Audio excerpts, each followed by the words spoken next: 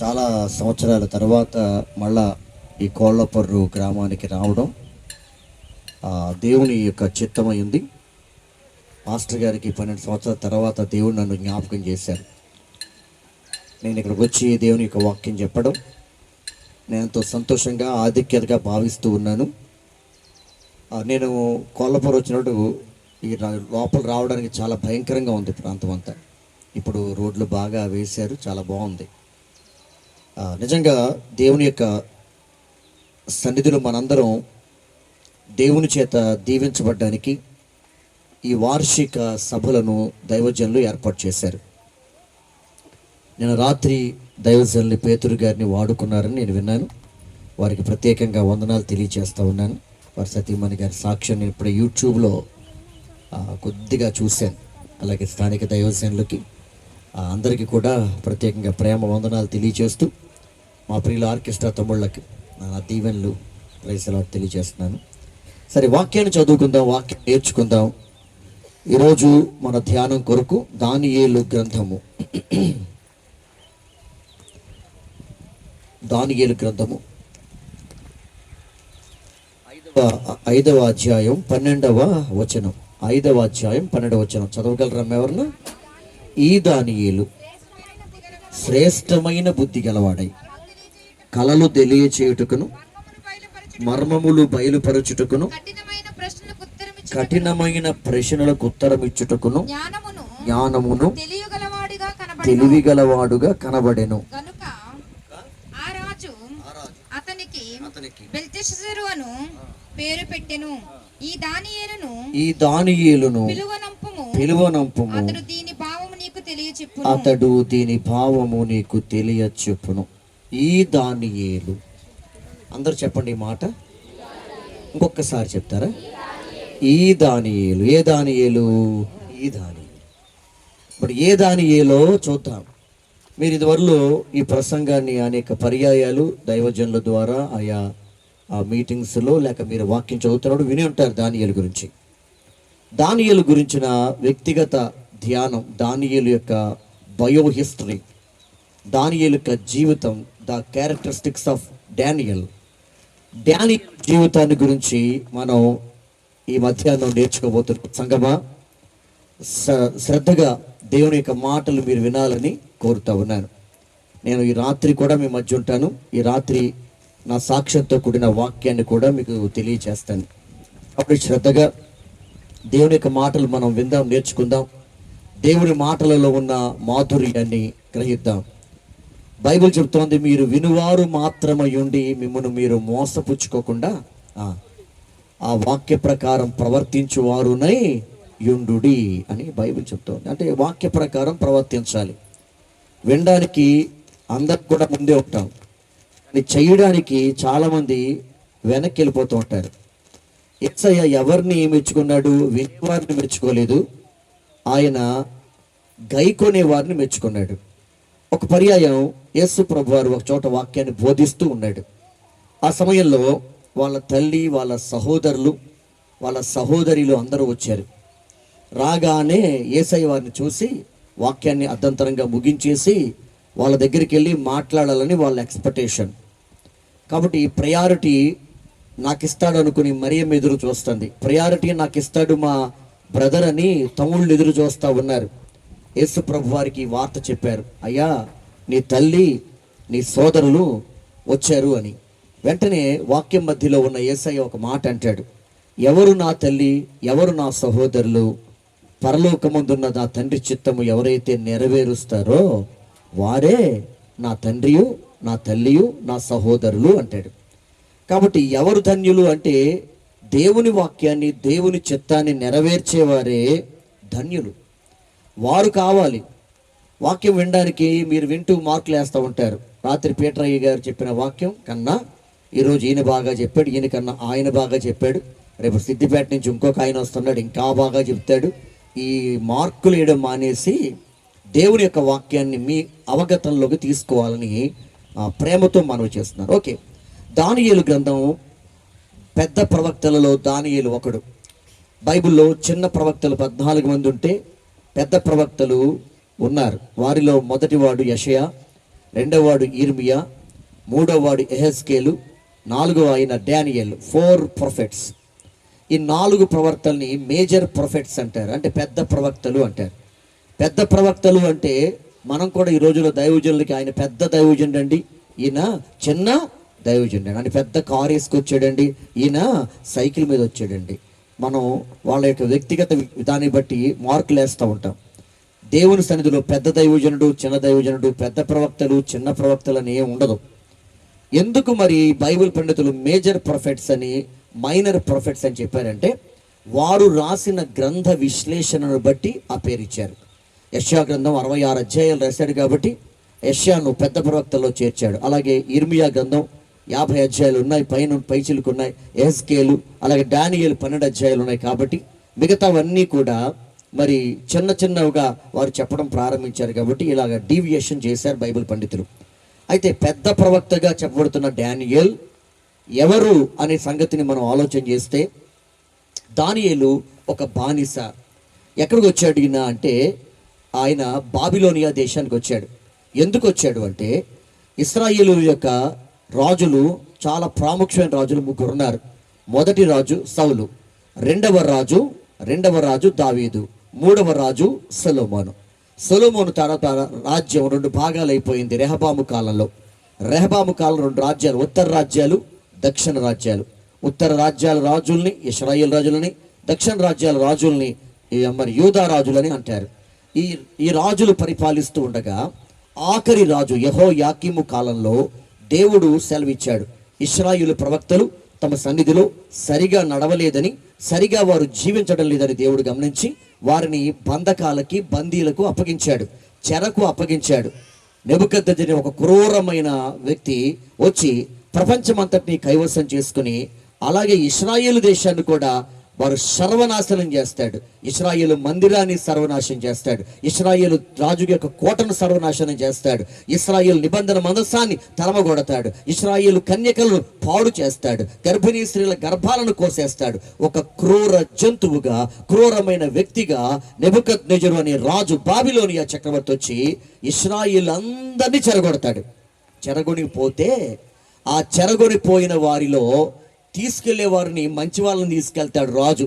చెరపట్టినప్పుడు అందమైన అమ్మాయిలు, అందమైన అబ్బాయిలు, తెలివైన అబ్బాయిలు, చాలా జ్ఞానం కలిగిన వారు, అందమైన వారు, దేహదారుఢ్యం కలిగిన వారు, జ్ఞానం కలిగిన వారు, ఇలాంటి రాజుల్ని, ఇలాంటి రాజరికల్లో ఉన్న కుర్రవాళ్ళందరినీ చెరగొనిపోతాడు. ఆ చెరగొనిపోయిన వ్యక్తులలో ఒక వ్యక్తి పేరు, ఒక కుర్రవాడి పేరు, యూదా గోత్రానికి చెందిన ఒక మంచి వ్యక్తి పేరు Daniel.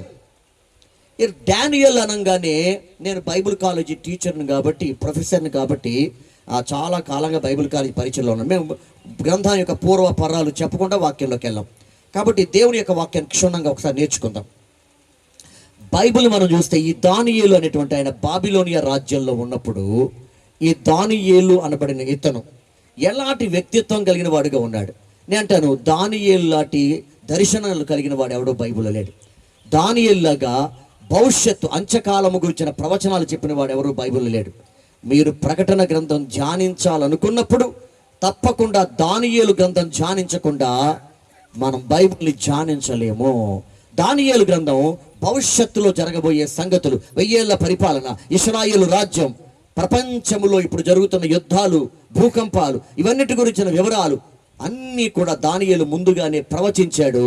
A great prophet, a great leader, a great philosopher, a great prayerful warrior, చాలా గొప్ప వ్యక్తిత్వం కలిగిన వాడు దానియేలు. కాబట్టి కోళ్ళపర్రులో ఉన్న దేవుని బిడ్డలారా, ఈరోజు మీరంతా ధన్యులంటే దానియేలు గురించి మీరు ధ్యానం చేస్తున్నారు. డాన్ ఎల్ అనే మాటకు దేవుడు అని అర్థం. డాన్ అనే మాటకు దన్నో అనే మాటకు తీర్పు తీర్చుట, దేవుడు తీర్పు తీర్చును అని అర్థం కలిగిన పేరు. ఆ పేరు ఏ పేరమ్మా చెప్పండి? మీ పక్క వాళ్ళు చెప్పండి, దేవుడు తీర్పు తీరుస్తాడు. అది గొడవ. ఇక్కడ నుంచి స్టార్ట్ అవుతుంది మీకు ఫేవర్, తగులుతుంది వాక్యం. కొంచెం వాక్యాన్ని ధ్యానిద్దాం. ఎప్పుడు చప్పపుట్టు తింటే ఏం కుదురుద్ది? ఇశ్రాయేల్ అన్నారు, ఎప్పుడు మన్నాయేనా అది సంవత్సరం లేకుండా ఉంది అన్నాడు. సరే ఏం కావాలి మీకు? పూరెళ్ళు కావాలి, కూరగాయలు కావాలి, కీరకాయలు కావాలి, ఆలుగడ్డలు కావాలి, బంగాళదుంపలు కావాలి. నా ముఖం దిబ్బా తిరుగుని కోరుకున్నాడు. దేవుడు కరెక్ట్ ఫుడ్ పెట్టాడు. పూరేళ్ళు పెట్టారు, పూరేళ్ళు తిన్నారు. కొంచెం మీకు కూడా పూరేళ్ళు లాంటి ఫుడ్ తినిపిస్తాను. తిందామా? విందామా? విందామా చెప్పండి. తిందాం. ఏంటి? దేవుని వాక్యం తినాలి. యెహెజ్కేలుతో దేవుడు అన్నాడు, ఓ యెహెజ్కేలు, నేను చెప్పిన మాటలు తిను అన్నాడు. తినంగానే నోటికి ఎలాగుంది? రుచిగా ఉంది. ఎలా ఉంది? లోకడుపులోకి వెళ్ళంగానే చేదైపోయిందట. ఇది ఎక్కడ గొడవ? అవునండి, లోకడుపులోకి వెళ్ళంగానే చేదైపోయింది. ఆ కెమెరా పడిపోవచ్చు చూడండి. కొద్దిగా ముందుకోండి. బంగారు అమ్మగారు కొద్దిగా ముందుకున్నాడు. అమ్మగారు ఆవిడ మధ్యలో చేరుకోండి. వినాలి. దానియేలు అంటే ఏల్ అనే మాటకు దేవుడు అని అర్థం. వినండి అమ్మా, ఏల్ అనే మాటకి ఏమర్థం? డాన్ అనే మాటకి తీర్పు తీర్చుట. ఈ రెండు కలపండి. దేవుడు లేక తీర్పు తీర్చు దేవుడు. మీకు తెలుసా, ఇక్కడ కూర్చున్న వాళ్ళందరూ కూడా క్రీస్తు న్యాయపీఠం దగ్గర నిలబడాలి. ఎవరైనా సరే, నేనైనా, ఇక్కడ కూర్చున్న పాత్రులు గారు ఎవరైనా, భూమి మీద ఉన్న ఎంత గొప్ప పాత్రులు గారైనా, ఎంత గొప్ప బిషప్పులైనా, ఎంత గొప్ప ఆర్చి బిషప్పులైనా, ఎంత గొప్ప విశ్వాసులైనా, తెల్లగోరింకల్లా ఉండే కోయర్లో పాటలు పాడేవాళ్ళైనా ఎక్కడ నిలబడాలి? అది ఎక్కడ నిలబడాలి? తీర్పు సింహాసనం దగ్గర నిలబడాలి. తీర్పు ఉన్నది సోదరా, కఠిన తీర్పు ఉన్నది సోదరి. పాపం పరిశుద్ధతని రెండే అంశాల మీద తీర్పు ఉన్నది సోదరా. నరకం పరలోకమని రెండే అంశాల మీద తీర్పు ఉన్నది సోదరి. చప్పట్లో. తీర్పు ఉన్నది సోదరా, కఠిన తీర్పు ఉన్నది సోదరి. పాపం పరిశుద్ధతనే రెండే అంశాల మీద తీర్పు ఉన్నది సోదరా. నరకం పరలోకమనే రెండే అంశాల మీద తీర్పు ఉన్నది సోదరి. పట్నంలో పుట్టానని ఏముంది చెప్పండి అమ్మ? తీర్పు ఉంది అని చెప్పండి. ఏముంది? మనం కూర్చొని బైబిల్ పట్టుకుని పాటలు పాడేసి కానుక వేసుకుని సరదాగా మీటింగ్లు జరిగే సంవత్సరం కూడా బాగా జరిగాయని చెప్పి వెళ్ళిపోవడానికి కాదు. కానీ వీటన్నిటి బట్టి ఏముందమ్మా? కాబట్టి ఒళ్ళు దగ్గరగా ఉండి నేర్చుకోవాలి. దానియేలు గ్రంథంలో నుంచి మనం చూస్తున్న మాటలు ఏంటంటే, తీర్పు ఉన్నది. దేవుడు దేనికి తీర్పు తీరుస్తాడు? ఎవరికి తీర్పు తీరుస్తాడు? ఇది ఒక్కసారి దానియేలు గురించి వెళ్ళిపోదాం.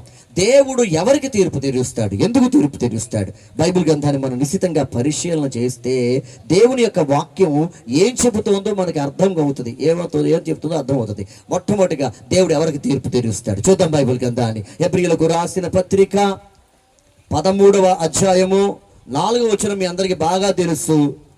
ప్రతి పెళ్లిలోనూ ఈ వచనం వేస్తారు. ఏం వచనం చెప్పండి? అది వివాహం అన్ని విషయములలో. ఇంకా దొరకలేదు హెబ్రీ పత్రిక? దొరికిందమ్మా? వివాహం అన్ని విషయములలో ఘనమైనది గాను, పాన్పు నిష్కల్మషమైనది గాను ఉండాలి. ఎలా ఉండాలి? వివాహం అన్ని విషయంలో ఘనమైనది గాను, పాన్పు నిష్కల్మషమైనది గాను ఉండాలి. వేశ్యాసంగులకును వ్యభిచారులకును దేవుడు అమ్మ బాబా. ఇప్పుడు మొట్టమొదటి తీర్పు ఎవరు తీరుస్తాడో బైబిల్ దేవుడే మాట్లాడేశాడు. ఇంకా మనం మాట్లాడక్కల. ఎవరు తీర్పు తీరుస్తాడంటండి? వేశ్యాసంగులకును వ్యభిచారులకును దేవుడు తీర్పు తీర్చును. మనం ఏం చేస్తామంటే ఆ కిందది కట్ చేసేసి, ఆ మధ్యలోది కట్ చేసేసి వివాహాలు ఏం వేస్తాం? వివాహం అన్ని విషయములలో ఎప్పుడు ఘనమైంది అవుతుంది? ఆ కింద ఉన్న మాటలు ఉంటేనే ఘనమైంది అవుతుంది. ఎప్పుడు? పాన్పు నిష్కల్మషమైందిగా ఉండాలి. అసలు వివాహం కాకుండా వివాహేతర సంబంధం ఉండకూడదు. A sex intercourse inside or outside marriage. వివాహం కాకుండా తప్పు చేయకూడదు, వివాహం అయిన తర్వాత తప్పు చేయకూడదు. జాగ్రత్తగా శరీరాన్ని కాపాడుకోవాలి. దేవుడు తీర్పు తీర్చేవాడు తెలుసా? వ్యభిచారులకు, వేశ్యా సంఘులకు దేవుడు తీర్పు తీరుస్తాడు. ఏంట్రా పొద్దున్నే పాస్టర్ గారు ఇలా మొదలెట్టాడంటే అనుకోకండి. ఇలాగే మొదలెడదాం మనం. ఎలా మొదలెడదాం? ఈ దానియేలు ఎవరండి? ఈ దానియేలు ఎవరండి? ఈ దానియేలు అంటే తీర్పు తీర్చువాడు. తీర్పు తీర్చువాడు ఉన్నాడని తెలుసా నీకు? ఏదో కూర్చుని వెళ్ళిపోదావు అనుకుంటున్నావా? నేను నిలబడిన ప్రతి క్షణం, నేను సేవకు వచ్చి 37 సంవత్సరాలు అయింది. 37 years. నా వయసు ఎంత ఉంటుందో తెలుసా? చెప్పగలరా ఎవరిని? పాద్రి గారు అన్నారు 35. ఎవరైనా? ఎవరు? దాని దాకా మీరా? ఎవరు? ఆయన ఉన్నాడు. ఆయన 35 లోపల ఉంటాయి అన్నాడు. నాది 57 సంవత్సరాలు నా వయసు. నేను నమ్ముతారా? నమ్మరా? నిజమేనే, నిజంగా 57. నాకు మనవరాలు, పెద్దమ్మాయికి పెళ్ళి.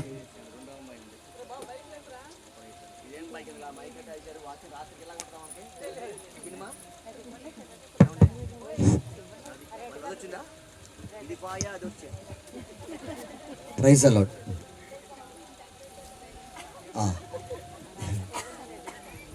వినండమ్మా. ఇప్పుడు చెప్పండి, దానియేలు, ఈ దానియేలు నేను నిలబడిన ప్రతి క్షణం దేవుడి దగ్గర చేస్తాను. ప్రభువా, నీ చెప్పిన వాక్యాన్ని బట్టి నాకు తీర్పు తీరుస్తావు. వినేవాళ్ళకి మేము చక్క టకప్పులు పికప్పులు వేసుకుని నుంచి నిలబడినంత మాత్రాన దేవుడు తీర్పు తీర్చు అనుకుంటున్నావా? ఆ యొక్క కీబోర్డ్ బట్టి ఇలా ఫింగరింగ్ అంటుంటే దేవుడు తీర్పు తీర్చు అనుకుంటున్నావా? ఆ ప్యాడ్స్ వాయిస్తుంటే వాయిస్తున్నా డబ్బులు ఇస్తా తీసిపోతాను అనుకుంటే తీర్పు తీర్చు అనుకున్నావా? ఆ మైక్ సెట్ వాయించేవాడు. కూర్చున్న ప్రతి ఒక్కరికి క్రీస్తు న్యాయపీఠం దగ్గర మనందరం ప్రత్యక్షం కావాలి. అందరం, in all creature, in all people, అందరూ ఎక్కడ ప్రత్యక్షం కావాలి? ద థ్రోన్ ఆఫ్ జడ్జిమెంట్, తీర్పు సింహాసనం దగ్గర ప్రత్యక్షం కావాలి. ప్రత్యక్షం కావాలి. నేను చెప్పిన మాట నేను చెప్పాను అనుకున్నారా? తీయండి, కొరింథీయులకు రాసిన పత్రిక 5వ అధ్యాయం, 2వ కొరింథీ 5వ అధ్యాయం. ప్రతి వచనాన్ని చూపెడుతున్న వాక్యం ముందుకు వెళ్ళిపోతాం. త్వరగా. నాకు టైం ఎంత అయింది? 12:15. ఎంతసేపు చెప్పాలి? ఎవరో మాట్లాడలా? సరే, అయితే 4 వరకు చెప్తాను. కూర్చోండి. చెప్పండి. ఏ బైబిల్ ఏం చెప్తుంది? 10వ వచనం, 5వ అధ్యాయం 10వ వచనం. ఎందుకనగా తాను జరిగించిన క్రియల చొప్పున అవి మంచివైనా సరే చెడ్డవైనా సరే దేహముతో జరిగించిన వాటి ఫలమును ప్రతివాడు పొందునట్లు మనందరము క్రీస్తు న్యాయ పీఠము ఎదుట ప్రత్యక్షం కావాలి. మంచివైనా సరే చెడ్డవైనా సరే. మంచివైతే ఎందుకండి? అంత మంచి చేశాం కదా అంటే దేవుడి దగ్గర మంచి వాటిని కూడా ఆ న్యాయపీఠం దగ్గర, అబ్బా ఎంత బాగా సువార్త చేసావు, సంఘంలో ఎంత బాగా పరిచయం చేసావు, ఎంత బాగా సభలు అయితే కానుకలు ఇచ్చావు, ఎంత బాగా వాక్యం కొరకు బ్రతికావు, ఎంత బాగా పరిశుద్ధంగా జీవించావు, ఎంత బాగా సాక్ష్యం కాపాడుకున్నావు అని దేవుడు ప్రశంసించేది కూడా తీర్పు సింహాసనం దగ్గరే, శిక్షించేది కూడా తీర్పు సింహాసనం దగ్గరే. ఇప్పుడు ఎవరికి తీర్పు తీరుస్తాడు? అందునే ప్రియ యవ్వన బిడ్డలారా, మీ జీవితాల్లో దేవుడు తీర్పు తీరుస్తాడని గ్రహించి యవ్వనస్తులు, ప్రతి సహోదరి ప్రతి సహోదరుడు, వేశ్యా సంఘులకు విచారులకు దేవుడు తీర్పు తీరుస్తాడు. క్రీస్తు న్యాయపీఠం దగ్గర నిలబడినప్పుడు వాడు తీర్పులోకి వస్తాడు. కాబట్టి తీర్పు తీర్చేది ఎవరికి? వ్యభిచారులకి. దీని గురించి డీటెయిల్డ్గా చెప్పక్కర్లా. ఏ టీవీ ఆన్ చేసినా, యూట్యూబ్ ఛానల్స్ చూసినా ఇవే గొడవలు. ఎక్కడ చూసినా ఈ ఇన్లీగల్ కాంటాక్ట్స్, ఎక్కడ చూసినా సంసార జీవితాల్లో పీటలు బారిపోయిన పరిస్థితులు. భార్య భర్తకు నమ్మకంగా ఉండడం లేదు, భర్త భార్యకు నమ్మకంగా ఉండడం లేదు. పిల్లలు తల్లిదండ్రులను మోసం చేస్తూ ఉన్నారు, తల్లిదండ్రులు బిడ్డలను మోసం చేస్తూ ఉన్నారు. ఎక్కడ చూసినా చెడు కనబడతా ఉంది. ఇందులో బైబుల్ అనుసరిస్తున్న వారు అట్లాగే ఉన్నారు, బైబిల్ని అనుసరించని వారు అట్లాగే ఉన్నారు. అనుసరించేవారైనా అనుసరించని వారైనా, దేవుని వాక్యం చెప్పేవారైనా చెప్పని వారైనా, సేవకులైనా కాని వారైనా, ప్రతి ఒక్కరము ఆ క్రీస్తు న్యాయపీఠం నిలబడినప్పుడు దేవుడు వారందరికీ ఏం తీరుస్తాడు చెప్పండి? తీరుస్తాడు. ఇది మొదటి సంగతి. రెండవ సంగతి ఎవరు తీర్పు తీస్తారు చూద్దాం. త్వరగా తీయం, టైం లేదు మనకి. యాకోబు రాసిన పత్రిక 3వ అధ్యాయం 1వ వచనం. యాకోబు భక్తుడికి రాసిన పత్రిక, నా సహోదరులారా, బోధకులమైన మనము మరి కఠినమైన తీర్పు పొందుదామని తెలుసుకొని మీలో అనేకులు బోధకులు కాకుండుడి. ఎప్పుడు అవకాశం వస్తుందా? ఏరేద్దాం చీరేద్దాం వాక్యం చెప్పేద్దాం అనుకుంటున్నారా? చెప్పకండి. బోధకులు కాకుండుడి అన్నాడు. ఎవడు? మహానుభావుడైన యాకోబు గారు. వద్దు, బోధకులు కాకు, 4 వాక్యాలు చెప్పేద్దాం అనుకోకు. ఒక ఆయనకి ప్రార్థన ఇచ్చారు, నాకు ప్రసంగం నిలబడతాను, ఇంకా వాక్యం కొరకు ప్రార్థన చేస్తారు. ఆయన ప్రార్థన చేస్తాడు, ప్రభా ఈరోజు పిలిచిన దైవజనుడు రంగనాయన వాక్యం చెప్పగలడు ప్రభా, వాడుకోండి. నేను కూడా బాగా వాక్యం చెప్పగలదు, నీకు తెలుసు నాయన. ఎవరికట అది అవసరమా? ఇప్పుడు అవసరం లేదు కదా. నేనే ప్రార్థన చేశాను, ప్రభువా ఈరోజు వాక్యం చెప్పాల్సి వస్తుందని నన్ను ఏర్పరచుకున్నావు. నేను వాక్యం చెప్పబోయే ముందు నేను అనుసరించకుండా వాక్యం చెప్పకూడదు ప్రభువా, అనుసరించి వాక్యం చెప్పాలి. వాక్యం చెప్పడం కాదు ఇక్కడ కావలసింది, వాక్యాన్ని అనుసరించాలి. ఇప్పుడు బోధకులమైన మనకు మరి కఠినమైన, మీకేమో ఒక వంతు శిక్ష అయితే మాకు మరి కఠినమైన అంటే 7 శిక్ష. ఎవరికి? మీరేమనుకుంటున్నారు? కారు వేసుకొచ్చాడు, టక్కప్ చేసుకొచ్చాడు, పాస్టర్ బాగానే ఉన్నాడు అనుకుంటున్నారా? మాకు 2 శిక్ష. ఎక్కడా? సరిగా ఉండకపోతే ప్రభువా నీ నామమున దయ్యములు వెళ్ళగొట్టలేదా, అన్య భాషలు మాట్లాడలేదా, దయ్యములు వెళ్ళగొట్టలేదా, మేము అద్భుతాలు చేయలేదా? Non sense. ఆపండి అక్కడ. నేను అవేమి పరిగణలో తీసుకోను. మీరు చేయాల్సింది ఏం తెలుసా? నా నీతిని, నా చిత్తాన్ని నెరవేర్చలేదు కాబట్టి నేను మీకేం తీరుస్తాను? తీర్పు తీరుస్తాను. 2వ తీర్పు దేనికమ్మా? చెప్పండి దేనికి? సరైన విధంగా బోధకులకు కఠినమైన తీర్పు. 3వ చూద్దాం. 7వ అధ్యాయం మత్తయి సువార్త 1-2 వచనం చదువుతాం. మత్తయి సువార్త 7వ అధ్యాయం 2వ వచనం, మొదటి వచనం 2వ వచనం చూద్దాం. ఇందులో ఎవరికి తీర్పు తీరుస్తాడు? మీరు తీర్పు తీర్చకుడి, అప్పుడు మిమ్మును గూర్చి తీర్పు తీర్చబడదు. అమ్మా, మనకు తీర్పు తీర్చబడకుండా ఉండాలంటే మనం ఏం చేయకూడదు? ఎదుటి వాళ్ళకి ఏం చేయకూడదు? తేరగా దొరికారని, నువ్వేదో పెద్ద భక్తిపరురాలు అని మిగతా వాళ్ళందరికీ కించపరిచి మాట్లాడకూడదు. మన నోరు ఉదయం లేచింది మొదటి ఎదుటి వాళ్ళకి తీర్పు తీర్చడం సరిపోతాయి. ఒక ఆమె ప్రార్థన చేస్తున్నాడు కుటుంబ ప్రార్థనలో, ప్రభువా నాయన కరిముక్కులోడు, నాయన 30 ఏళ్ళ మట్టి భరించలేకపోతున్నాను ప్రభువా. ఎవరంటే కరిముక్కులోడు అంట? ఎవడో కాదు అలా ఆయనే కరిముక్కులోడు. ప్రభువా సరిగా ఉండడు నాయన, ఆయన దవడపళ్ళు విరగొట్టము రాజా అంటుందంట. ఈ భర్త తక్కువడా? ఈడు మొదలెట్టాడట, ప్రభువా నాయన పంది ముక్కున బంగారు కమ్మినాయన, అందం ఉంది కానీ బుద్ధి లేదు ప్రభువా. ఇద్దరు ఒకరికొకరు తీర్పు తీర్చుకోవడమే. ప్రార్థనల్లో కొంతమంది బాణాలు ప్రార్థనలో వేస్తారు, కొంతమంది బాణాలు ఏంటంటే వాళ్ళని ఉద్దేశించి వాళ్ళని తిడతా ఉంటారు. ఇప్పుడు మా ఇంటి పక్కన ఒక తుండేది లేండి పాపం, మాయిదారి మందా వచ్చేసింది ఎతబక్కోడి అనేది. నన్ను చూసి నేను సేవకు వచ్చాను అనమాట. ఓ 25 ఏళ్ళ కదా సేవకి వెళ్తే అక్కడికి వచ్చేసిందమ్మ మాయిదారి కోడి. ఎక్కడ పుంజో ఇది? ఎక్కడ? మన ఇల్లు అడగడానికి లేదా ఆవిడ్ని, ఇల్లు అడగడానికి లేదండి. ఏమన్నా నన్నేమన్నా అన్నావమ్మా అంటే ఆవిడ అంటది, నిన్ను కదయ్యా పుంజునయ్యా అంటది కదమ్మా. ఆడవాళ్ళు ఏమైనా మాట్లాడతారు, మహాతల్లు.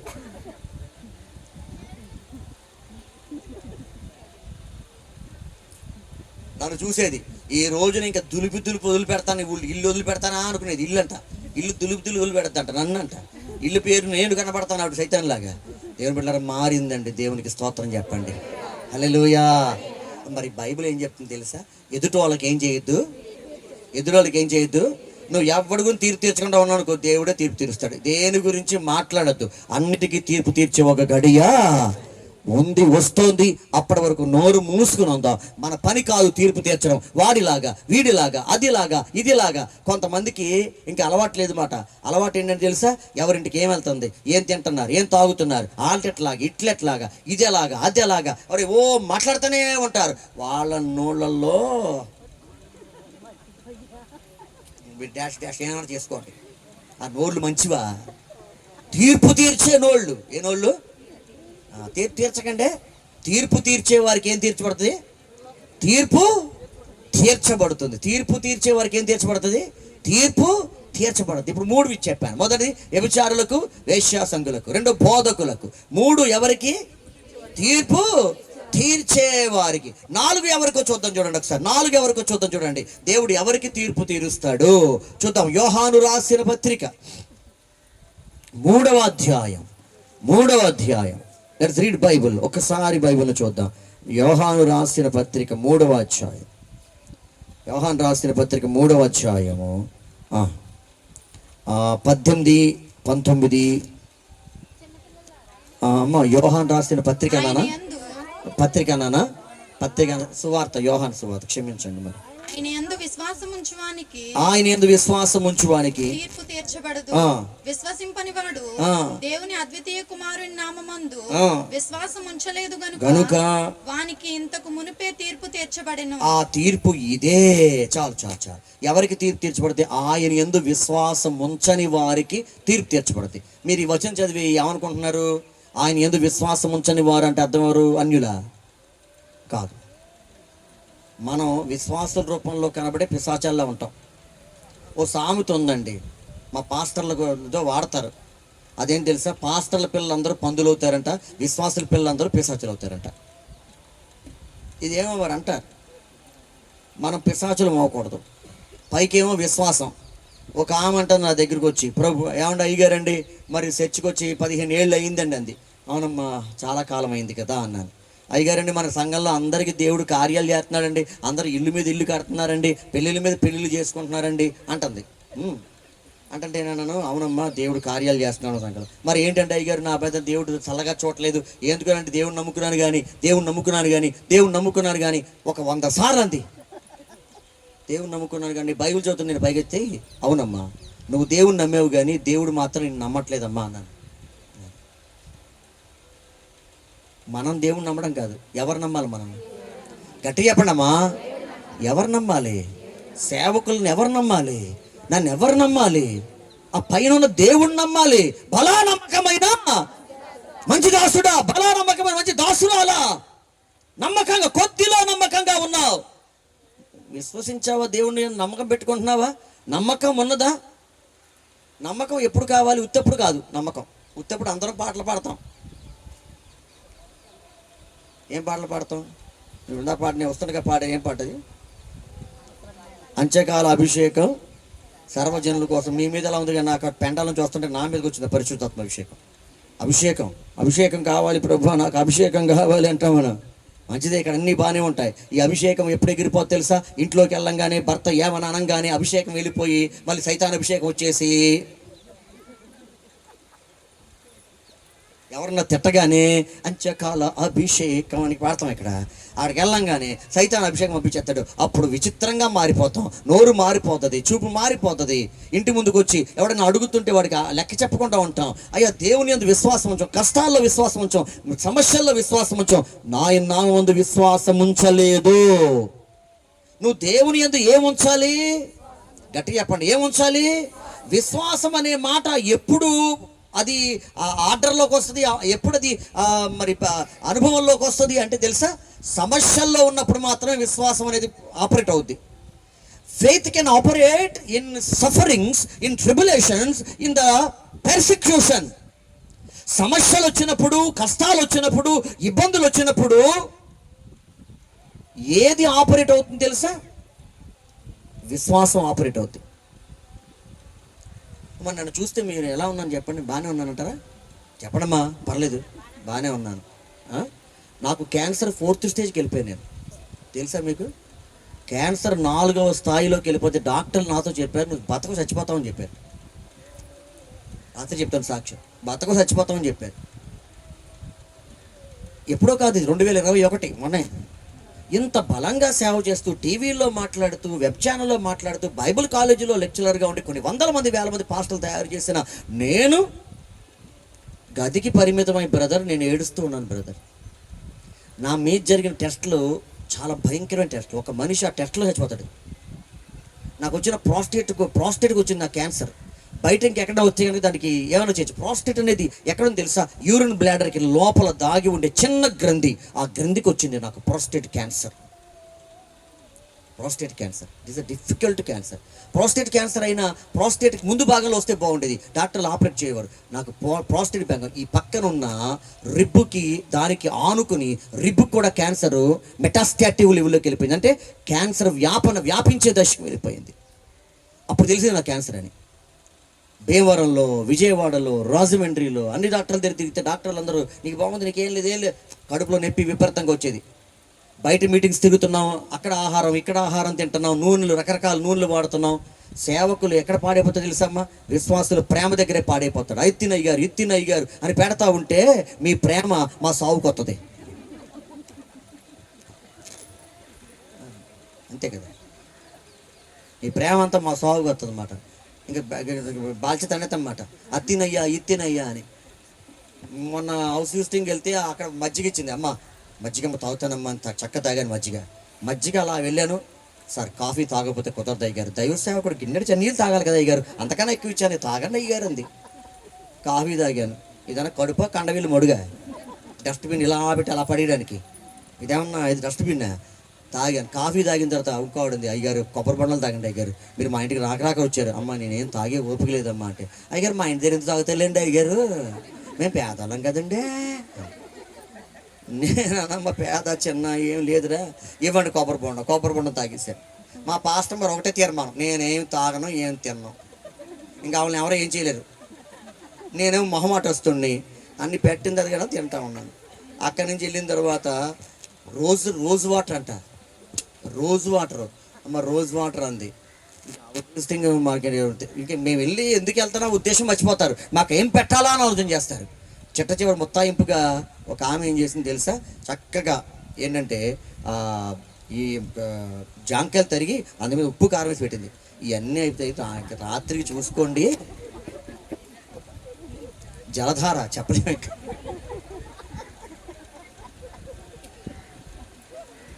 ఏం చేద్దాం చెప్పంటే, దేవుని యొక్క సన్నిధిలో ఇలాంటి రకరకాలు తిన్నాను కాబట్టి నాకేమన్నా డిసీజ్ వచ్చి ఉంటుంది అనుకుని అవి మాత్రలు ఈ మాత్రలు మింగేవాడిని తగ్గేది కాదు నాకు.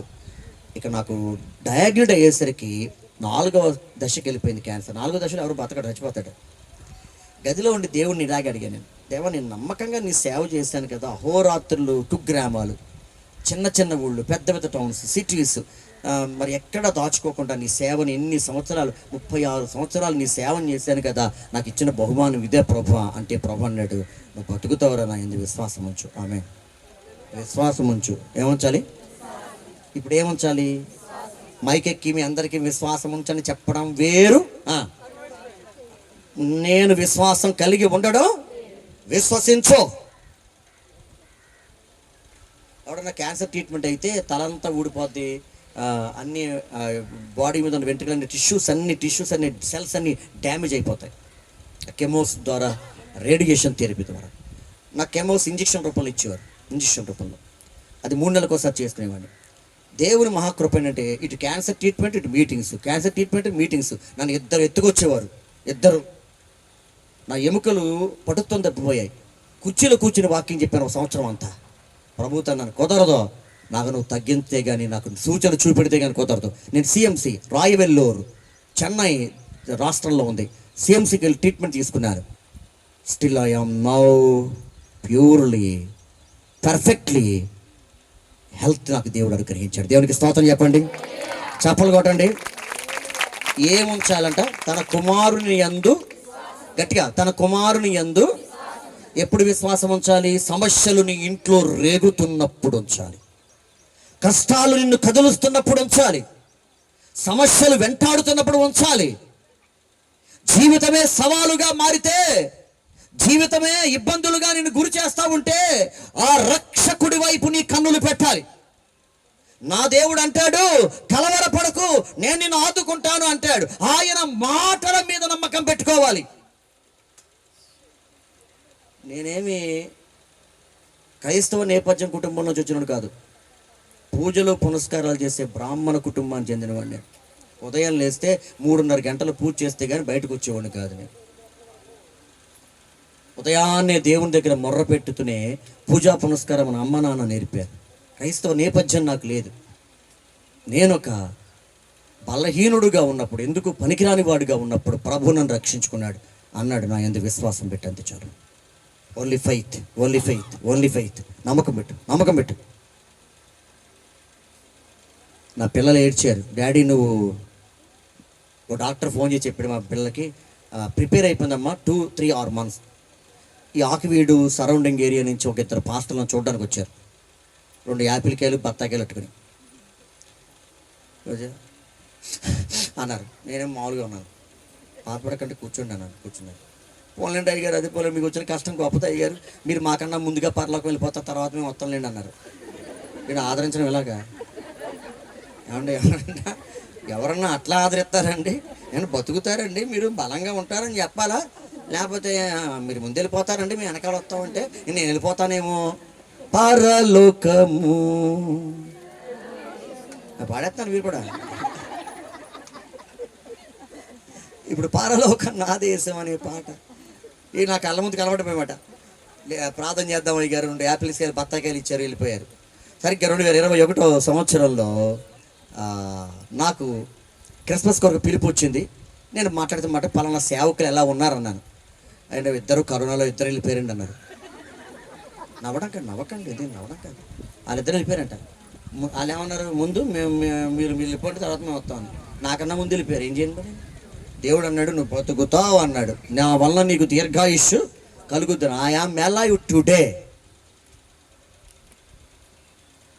మా అల్లుడు గారు నేను వెళ్తుంటే అతిశయం చెప్పట్లా, ఏమంటే మీ అన్నయ్య గారిని పిలవండి అంటున్నారంట మా అల్లుడు గారిని. మా అల్లుడు కన్నా నేనే యంగ్గా కనపడుతున్నాను. 57 ఏళ్ళ యంగ్ నేను. దేవుని సేవకులు ఎప్పుడు విశ్వాసం ఉంచువాడు, ఎప్పుడు చెప్పండి, విశ్వాసం ఉంచువాడు ఎప్పుడు కాలవారపడు. చెప్పండి కూడా దేవుని నామమున మహిమపరచండి. విశ్వాసం ఉంచేవాడు ఏమోడండి? విశ్వసించేవాడు ఏమోడండి? విశ్వసించేవాడు ఏమోడండి? విశ్వసించేవాడు ఏమోడండి? విశ్వాసం ఉంచని వారికి తీర్పు. విశ్వసించు, నమ్ము. దేవుడు అంటాడు నమ్ము. నమ్మవయ్యా. యాయీరు అనే ఒక ఆయన వచ్చాడు. వచ్చి నా కూతురు చావు సిద్ధంగా ఉందయ్యా రా అయ్యా అన్నాడు. యేసయ్య మర్యాదస్తుడు కదా, నాడు వస్తాడు పా అన్నాడు. నాడు వెళ్తున్నారు.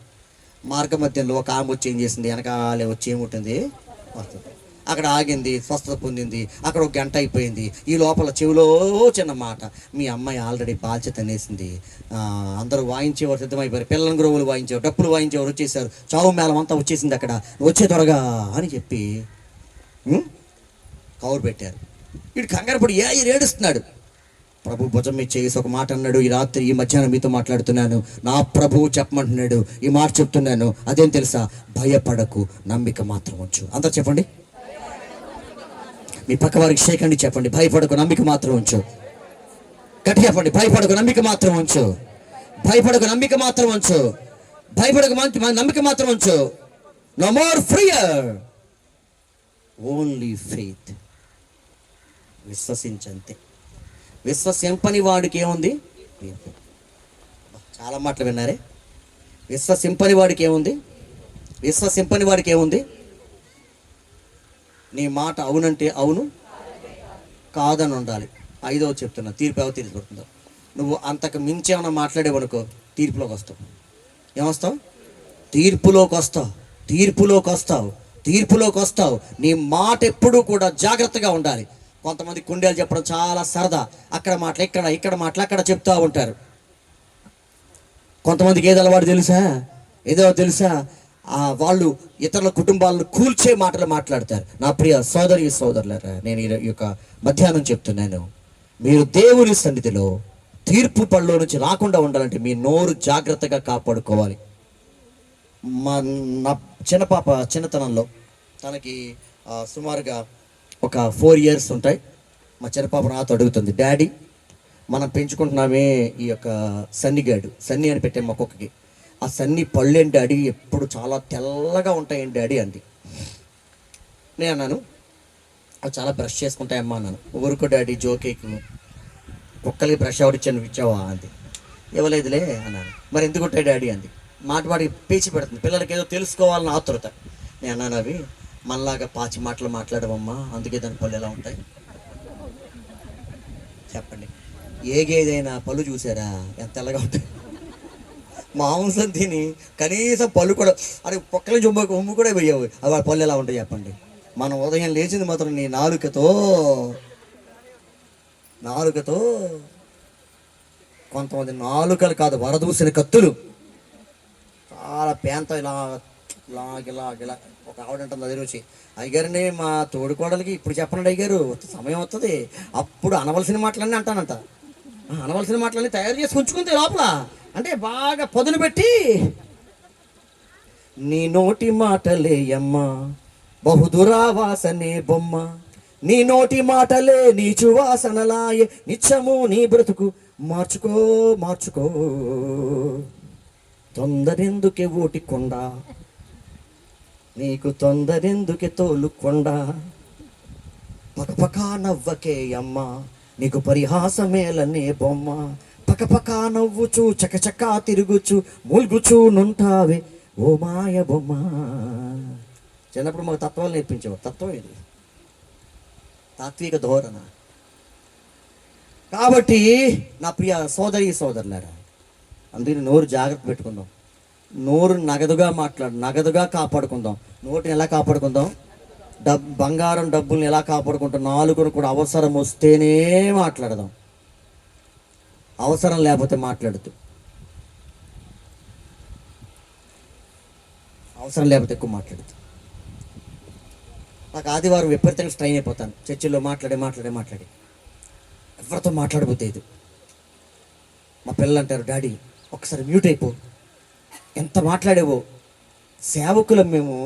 ఒక జీవితానికి ఇంత మాట్లాడతారు అని ఒక సర్వే ఉంది. ఇంతకాలం నిద్రపోతాడు, ఇంత తింటాడు, జీవితం 60 ఏళ్లలో ఇంత తింటాడు, ఇంత దూరం నడుస్తాడు అని రాయబడింది. శాస్త్రవేత్తలు దానికి ఒక పట్టి ఇచ్చారు. కానీ సేవకులం మేము ఎంత తిరుగుతామో, ఎంత మాట్లాడతామో మాకే తెలియదు. మాట్లాడుతున్నప్పుడల్లా దేవుని దగ్గర పోయి, ఎంత మాట్లాడేశాను ప్రభువా నేను, నా నాలుక ద్వారా ఏదైనా తప్పుదొర్లుంటే, నా నాలుక ద్వారా ఏదైనా అపవిత్రమైన మాట మాట్లాడితే నన్ను క్షమించు ప్రభువా. మరి తీర్పులోకి రాకుండా ఉండాలంటే చెప్పండమ్మా, వ్యభిచారులకును వేశ్యాసంగులకును దేవుడు ఏం తీరుస్తాడు? తీర్పు. రెండవది ఎవరు తీర్పు తీరుస్తాడు? బోధకులు. మూడవది ఎవరికి? తీర్పు తీర్చేవారు. 4 ఎవరికి? విశ్వసించని వారికి. 5 ఎవరికి? మాటలు జాగ్రత్తగా మాట్లాడని వారికి దేవుడు తీర్పు తీరుస్తాడు. కాబట్టి ఈ తీర్పు తీర్చే దేవుని దగ్గర చాలా జాగ్రత్తగా ఉందాం. ఆ న్యాయము తీర్చును లేక తీర్పు తీర్చును, డానియేల్ అనే మాటకి అర్థం. డానియేల్ అనే మాటకి అర్థం. ఈ డానియేల్ అనే మాట బైబిల్ గ్రంథంలో సుమారుగా 16 సార్లు రాయబడింది అని మాట అని జ్ఞాపం చేస్తున్నారు. ఇక దానియేల్లో ఉన్నటువంటి ద గుడ్ క్యారెక్టర్ ఆఫ్ డానియేల్లో ఉన్న మంచి లక్షణాలు నేను మా సంఘాన్ని కూడా చెప్తాను. మీరు వాక్యం వినడానికి వచ్చినప్పుడు దేవుని పెట్టలో ముఖ్యంగా పెన్ను పుస్తకం తెచ్చుకోవాలి. తెచ్చుకుని ఏ ప్రసంగం పాస్టర్ గారు ఎప్పుడు రాశాడా అని రాసుకోవాలి. అది మంచి విశ్వాసి లక్షణం. రాయగలిగిన వారు కూర్చుని ఇంతంత కాగితాల మీద రాస్తే కుదరదు. నాకు ఇలాంటి నోట్సెస్ నేను చాలా ఉంటాయి నా దగ్గర, చాలా నోట్స్, పెద్ద నోట్స్ నేను రాసుకుంటాను. ఏది కూడా ప్రిపేర్ అవ్వకుండా నేను రాను. I prepared and prayed and depend upon the holy spirit. ఈ 3 నేను తప్పకుండా అనుసరిస్తాను. మీరు రాత్రి వచ్చేటప్పుడు ఏం చేయాలి చెప్పండి? అన్నం కోసం తెచ్చుకోకుండా వచ్చారా, నేను అసలు మంచివాడు కాదు. రాయండి, చక్కగా రాసుకోండి, మంచి మాటలు కదా. 5 విషయాలు చెప్పాను. ఏం చెప్పాను తీర్పు గురించి? చెప్పండి మొట్టమొదటిగా. దేవుడు ఎవరు తీర్పు తీరుస్తాడు? వేశ్యాసంగులకు, వ్యభిచారులకు. రెండవదిగా బోధకులకు. మూడవదిగా తీర్పు తీర్చేవారు. 4వదిగా విశ్వాసం. 5వదిగా మాటలు జాగ్రత్తగా మాట్లాడిన వారికి దేవుడు ఏం చేస్తాడు? అమ్మయ్యా. ఇప్పుడు దానియేలులో ఉన్న పవిత్రమైనటువంటి లక్షణాలు, the good characteristics of Daniel. Now let Daniel be called అని ఇంగ్లీష్లో రాయబడుతోంది. కాబట్టి దానియేలులో ఉన్న మొదటి లక్షణాన్ని మనం చూద్దాం. దానియేలు గ్రంథము 1వ అధ్యాయము 18వ వచన భాగం చూద్దాం. దానియేలు 1:18. నెబుకద్నెజరు తన సముఖమునకు వారిని తేవాలని ఆజ్ఞ ఇచ్చి 8 చదవమా. 1:8. రాజు భుజించు భోజనమును పానము చేయు ద్రాక్షారసమును పుచ్చుకొని తాను అపవిత్రపరచుకొనకూడదని దానియేలు ఉద్దేశించిన వాడే ఉందా? ఉద్దేశించి తాను అపవిత్రుడు కాకుండానట్లు వాటిని పుచ్చుకొనకుండా సెలవిమ్మని నపుంసకుల అధిపతిని వేడుకొనగా. చాలు. దానియేలులో ఉన్న మొదటి లక్షణం చెప్తున్నాను, మీరు గుర్తుపెట్టుకోండి, రాయగలిగిన వారు రాసుకోండి. పవిత్ర జీవితం కలిగిన వాడు దానియేలు పవిత్రుడు, పవిత్ర జీవితం కలిగిన వాడు. ఆర్కెస్ట్రా వారు ఎత్తబడ్డారు? రారండి వాళ్ళు ఉన్నారు. ఆర్కెస్ట్రా వారిని ఎత్తబడ్డారు. కూర్చోవాలండి, ఇక్కడ పాట పాడుతున్నప్పుడు కూర్చోవాలి, చెప్పాలి మీరు వాళ్ళకి. సరే, వినాలి, బాగా వినాలి. దానియేలు పవిత్ర జీవితం కలిగిన వాడు. దానియేలులో నుంచి విశ్వాసులుగా, దేవుని బిడ్డలుగా మనందరికీ అవసరమైన మొదటి లక్షణం, మొదటి క్యారెక్టర్ ఏంటంటే దానియేలు పవిత్రత కలిగిన వాడు. ఏ ప్యూర్ పర్సన్, పవిత్రుడు. ఇక్కడ మనం చూస్తే కనుక ఇశ్రాయేలుల యొక్క ధర్మశాస్త్రం ఏం చెప్తుంది తెలుసా?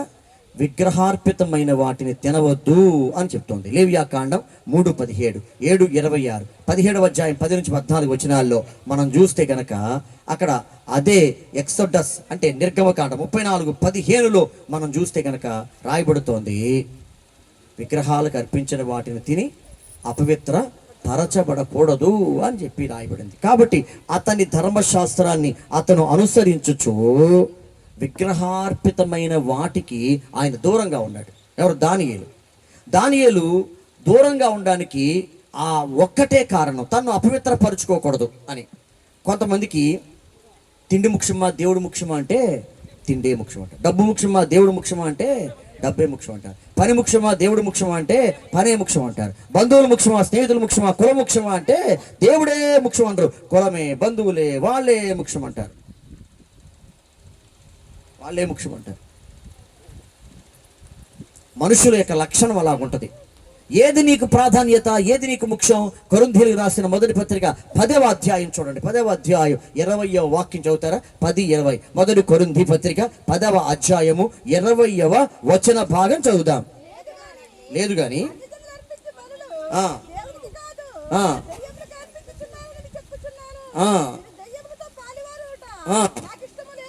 నాకిష్టం లేదు, ఎవరితో పాలి భాగములు అవడం నాకు ఇష్టం లేదు, దయ్యములతో పాలి భాగస్థులు అవడం నాకు ఇష్టం లేదు, అవి మీరు తినకూడదు అని రాయబడింది. కాబట్టి ఇటువంటి ఆజ్ఞాతను అనుసరిస్తూ తన్ను తాను అపవిత్రపరచబడకూడదని నిర్ణయించుకున్నాడు. దట్ ఈస్ గ్రేట్ దానియేల్ అందుకు ఆ తీర్మానం ధర్మశాస్త్రంలో అలా రాయబడింది. కాబట్టి నేను అలా చెయ్యను అనుకున్నాడు ఆయన. కాబట్టి దాని ద్వారా అపవిత్రం ఎందుకు రావాలి? నేను పవిత్రంగా ఉన్నట్టుగా చూసుకోవాలి. తిమోతికి ఉత్తరం రాస్తూ పౌలు అంటాడు, తిమోతి, నువ్వు అనేకుల మీద హస్తనిక్షేపణ చేయకు, పరుల పాపముల్లో భాగస్థుడై ఉండకు, నిన్ను నీవు పవిత్రుడిగా చూసుకో. మనల్ని ఎప్పుడు మనం ఎలా చూసుకోవాలి? పవిత్రుడిగా చూసుకోవాలి.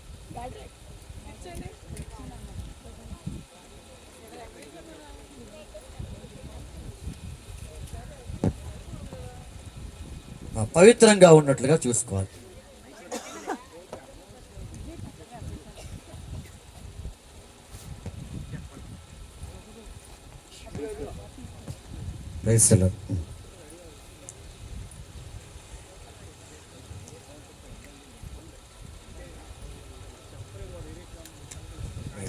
ఓకే రాత్రి కూడా ఇదైతే మరి ఇబ్బంది పడిపోతాం కదండి. ఉంటుందండి. థ్యాంక్ యూ అండి. Thank you sir. నేను చెప్తున్నానమ్మా, కంటిన్యూటీ పోతే పరిశుద్ధాత్మని ఒకసారి ఆటంక పెడితే తను తాను మనం ఎప్పుడు ఎలా చూసుకోవాలి? క్లీన్. మన గవర్నమెంట్ కూడా క్లీన్ అండ్ గ్రీన్. ముందు క్లీన్గా ఉండాలి, తర్వాత గ్రీన్ అవ్వాలి, గ్రీనిష్ అవ్వాలి. గ్రీనిష్ అనేది ఆక్సిజన్ వస్తుంది. క్లీన్గా ఉంటే పర్యావరణం అన్ని శుభ్రంగా ఉంటే బాగుంటుంది. ఇప్పుడు కరోనా మళ్ళీ వచ్చింది, మనల్ని పలకరిస్తుంది. అలా వచ్చింది మళ్ళీ మన దేశంలోకి వచ్చి ఏం చేస్తుంది? మూతికి మాస్క్ పెట్టండి, షేక్ హ్యాండ్లు వద్దు, వందనాలు చెప్పండి, దూరంలో ఉండండి, ఎక్కువ గుమ్మికూడకండి అని చెప్పడానికి. ఎప్పుడు కూడా ఏం చేయాలి? కొంతమంది ఏం చేస్తారు తెలుసా? ఇలా ఇలా ఇలా తోడి ఇలాగా అసలు శుభ్రత ఉండదు, ఏముండదు. మొన్న ఎవరితోనో భోజనం చేస్తున్నాను, నైజీరియా నుంచి వచ్చింది ఆవిడే, పాపం 2 చేతులు తినేస్తుందండి. ఒక చేయి కాదు, 2 చేతులు. ఈ చేత తినేస్తుంది, ఈ చేత తినేస్తుంది. నాకు మా చిన్నప్పటి పద్ధతులు నేర్పారు, కొన్ని పద్ధతి ప్రకారం ఉండాలి అంతే. ఈ చెయ్యి దేనికి ఉపయోగించాలి? దానికే ఉపయోగించాలి, దీనికే ఉపయోగించాలి. దానికైనా దీనికైనా చెప్పండి. అంటే ఉండాలంటే పరిశుద్ధంగా ఉండాలి. ఇప్పుడు మనకి 2 రకాల పరిశుద్ధతలు, ఒకటి దేహ పరిశుద్ధత, 2 ఆత్మ పరిశుద్ధత. దేహ పరిశుద్ధత అవసరమే, ఆత్మ పరిశుద్ధత అవసరమే. ఈ మధ్యకాలంలో ఆడవారు ఏం చేశారు తెలుసా? ముందర పైకి ఎపీరియన్స్ బాగా కనబడాలని బ్యూటీషియన్ షాప్కి వెళ్ళి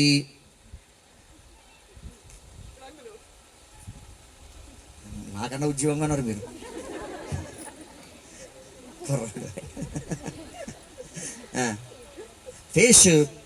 ఫేస్ ప్యాక్స్. మా సంఘంలో ఒక ఆమె ఉంది, అన్నయ్య బ్యూటిషియన్ కోర్స్ అయ్యాయి కదా, షాప్ పెడుతున్నారు, పెట్టాము, ప్రార్థన చేసాము, షాప్ ఓపెన్ అయింది. అన్నయ్య ఫస్ట్ మీకు చేస్తాను అన్నయ్య. సరే బస్ నాకు చేస్తాను చేయమన్నా, నాది ఆవిరి పెట్టింది ఏదో వచ్చింది, మొత్తానికి మనకు అవసరం లేదండి, అయితే చేసింది అని తన సాటిస్ఫాక్షన్ కాదనలేక 2 నెలలు అయిన తర్వాత మళ్ళీ ఆ షాప్ దగ్గరికి నేను పాస్టమ్ వెళ్ళాను. ఏమ్మా ఎలా ఉంది షాప్, ఏంటి? అంతా బాగుంది అన్నయ్య. నాకు ఒక ఆలోచన వచ్చి, అమ్మ మీ షాప్కి ఏ ఏజ్ వాళ్ళు ఎక్కువ వస్తారమ్మా అన్నాను. అనగానే, అన్నయ్య మా వ్యాపారం అంతా ఆంటీల మీదే. ఇప్పుడు ఎవరికి పెరిగిపోద్ది సౌందర్య పోషణ? యవనస్తులకి చదువుకోవడానికి, ఆ కాలేజీలకు వెళ్ళడానికి, ఆ స్కూల్కి వెళ్ళడానికి అంత సమయం ఉండదు. ఎవరికి సమయం ఉంటుంది? ఆంటీ. వీళ్ళు వెళ్ళి ఇంకంట ఆ షాపు వెళ్ళకపోతే ఆ ఆంటీల ఫోన్ నెంబర్లే. అయితే అమ్మ వయసులో ఉన్న వాళ్ళు రారా అంటే, అస్సలు రారన్నయ్య. ఎవరు 100కి వస్తే కనుక ఒక 20 మంది వాళ్ళు వస్తే వీళ్ళు ఒక్కళ్ళు వస్తారు. పాపం చదువుకోవడం ఎలా ఉంటారో తెలుసు, చదివి కళ్ళు మనుషులేమో ఇలా చిక్కిపోయి ఆ పుస్తకం తీయలేక చదువుకోలేక చాలా ఇబ్బందులు పడిపోతారు. మళ్ళీ వస్తున్నావా?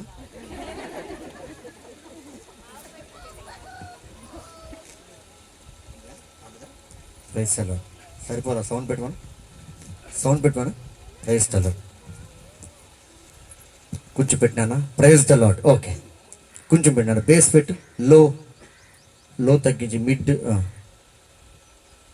Okay, praise the Lord. కాబట్టి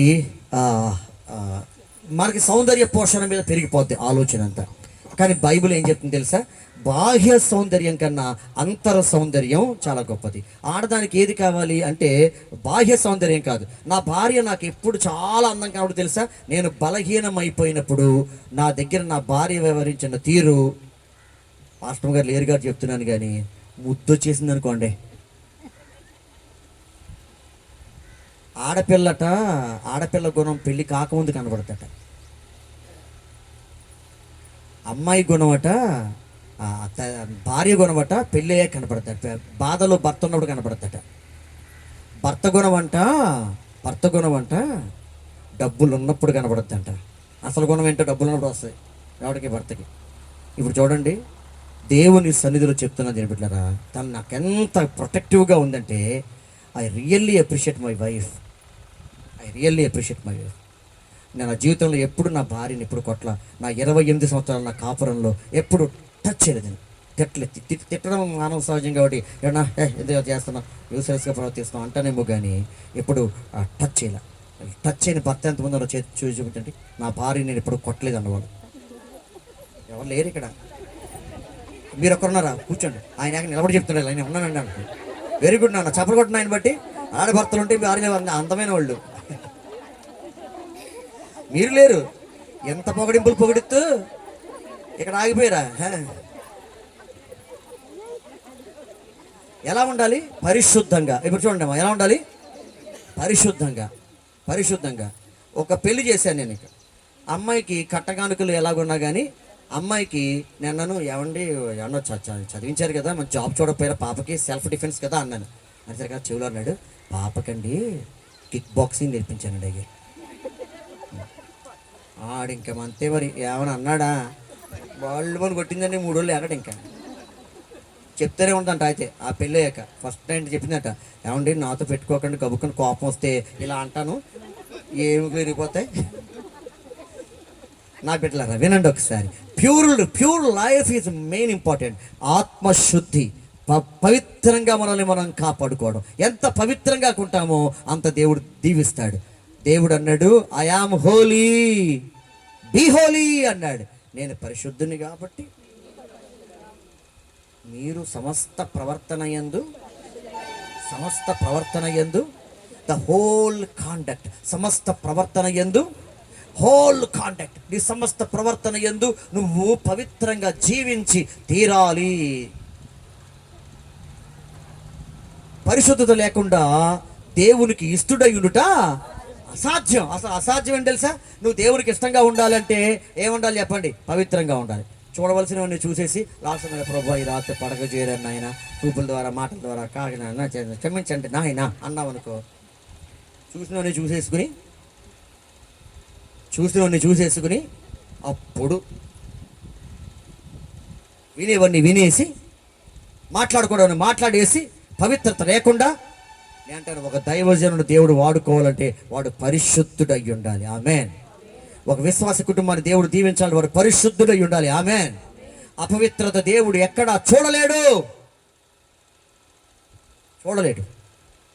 పరిశుద్ధంగా ఉండమని కోరుతున్నాడు.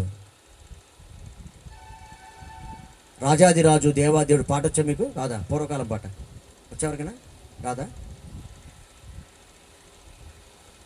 పరిశుద్ధులు పరిశుద్ధ మగుటకు సమయాము ఇది ఏను. పరిశుద్ధులు పరిశుద్ధ మగుటకు సమయాము ఇది ఏను. దుఃఖ బాధలుండవచ్చట, వ్యాధి బాధలుండవచ్చట, దుఃఖ బాధలుండవచ్చట, వ్యాధి బాధలుండవచ్చట. ఓకే హల్లెలూయా ధ్వనియే, ఓకే హల్లెలూయా ధ్వనియే, ఓకే హల్లెలూయా ధ్వనియే. రాజాది రాజు దేవాతి దేవుడు ద్వారాలో వచ్చుచుండేను. దేవునికి మహిమ కలుగును గాక. పరిశుద్ధులు అవ్వాలి. ఇప్పుడు బోధ ఏం తెలుసా?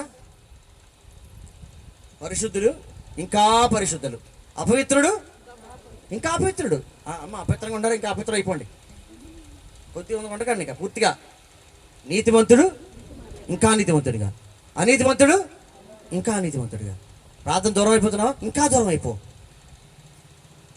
ప్రార్థనకు వస్తున్నావా? ఇంకా దగ్గరికి రా. ప్రార్థన చేస్తున్నావా? ఇంకా ఎక్కువ చేయి. వాక్యం వింటున్నావా? ఇంకా ఎక్కువ విను. ఇస్తున్నావా? ఇంకా ఎక్కువ చేయి.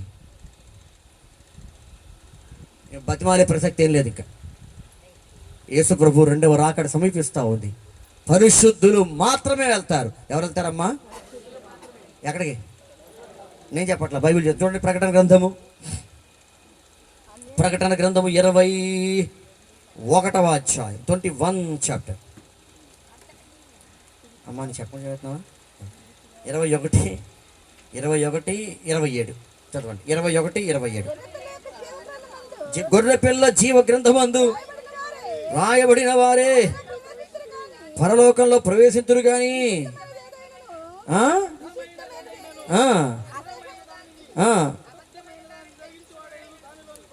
దానిలోనికి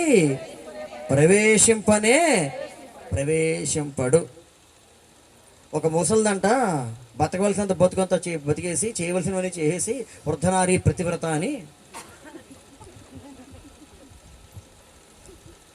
ఆఖరి సమయంలో ప్రార్థన చేస్తున్నారు. ప్రభువా నీ రాజ్యాన్ని తీసుకొని ఆయన తేరగా దొరికింది రాజ్యం.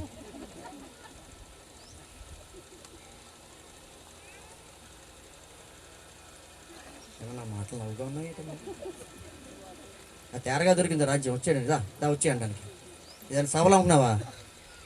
ఒక ఆయన ప్రకటిస్తున్నాడు, పిల్లరా మరి రాత్రికి భోజనాలు అందరికీ ఉన్నాయి, మన రెడ్డి గారు అందరికీ చికెన్లు పెడుతున్నారు, చికెన్లు మీరు అందరూ భోజనాలకు రండి, వాక్యం వినని అంటున్నాడు.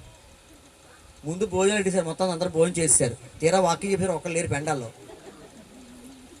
ఈ ప్రకటించిన పాస్టర్ గారు నిద్రపోతున్నాడు ఇలా కొనుగి. అయ్యారండి జనాలు ఎప్పుడు వస్తారన్నాను. తెలిపోయారు అయ్యారు, చెప్పండి అయ్యారు, ఇళ్ళ దగ్గర ఉండి వాక్యం వింటారు అయ్యారు, సొప్పండి అంటున్నాడు.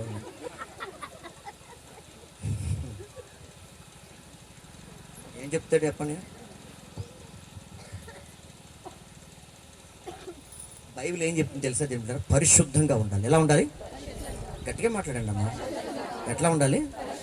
బతకవలసింది బతికేసేసి, తినవలసింది తినేసి, తాగవలసింది తాగేసి, ఆ లాస్ట్ సమయంలో ప్రభు నీ రాజ్యానికి తీసుకో అందంట. ముసలి చచ్చింది. సావంగానే ఇంకా దేవదూతలు వచ్చి అమ్మ దేవుడు నేను రమ్మంటున్నాడు పరలోకం తీసుకెళ్ళడానికి అన్నారట. అనగానే ఈయనకి ముసలిదానికి ఏఆర్ స్టీవెన్స్ అని పాట గుర్తొచ్చేసింది. ఎంత సుందరము ఆ పరలోకము అని, ఏమి క్షేత్రము అని పాడుకుంటా దేవదూతలతో ఉరుక్కుంటా వెళ్ళిపోతుందంట. ఎక్కడికి? పరలోకానికి. సరిగ్గా పరలోకం దగ్గర సమీపిస్తుండగా ఆ జిలుగు మిలుగులకి, ఆ పవిత్రమైన కాంతికి యేసన్న గారు పాట రాశారు కదా, ఎవ్వరు సమీపించలేని తేజస్సులో నివసించు నా యేసయ్యా, ఎవరు సమీపించ పాడండి చెప్పట్లే నివసించు నా యేసయ్యా, నీ మహిమను కొనండి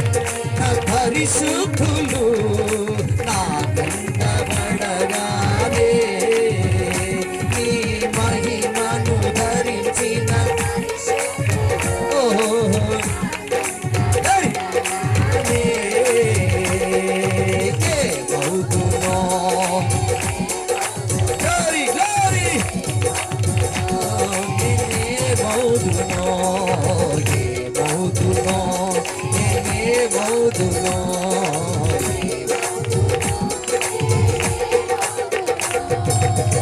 ఇహలోక బంధాలు మరచి నీ ఎదుటే నేను నిలచి కొనాలి గట్టిగా చప్పట్లు.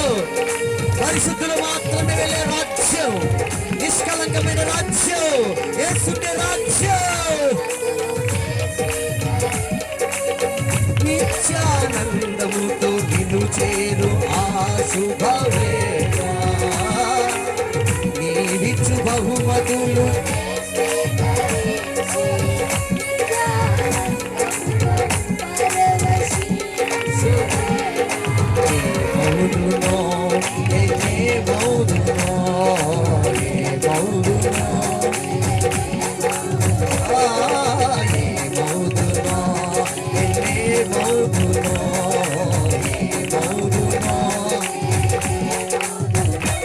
ఎవరు సమీపించలేని తేజస్సులో నివసించు ఎవరు అవే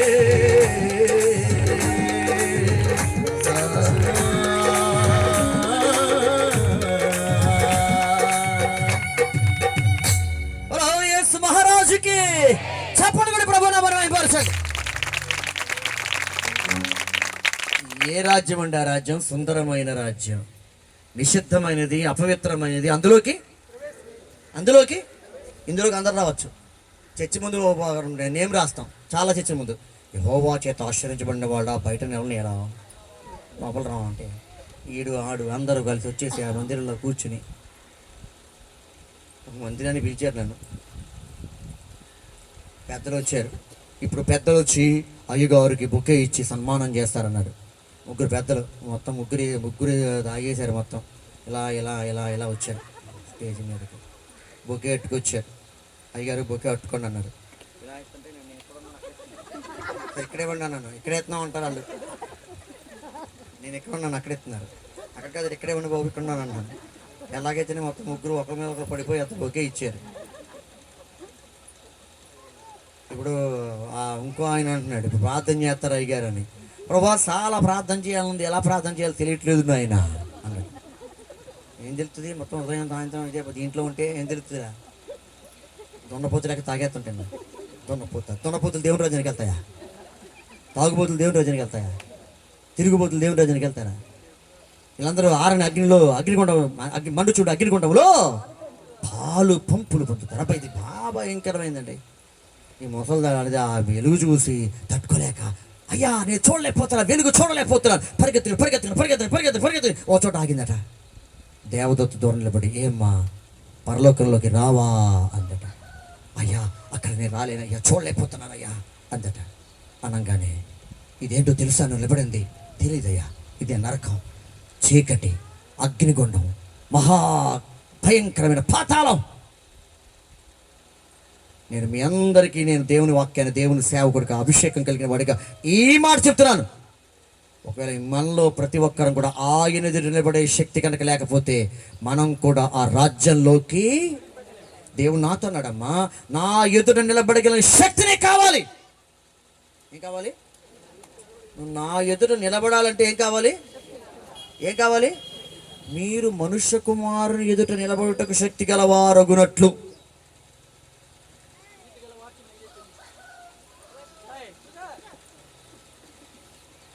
పర్లేదు కూర్చోమ్మా.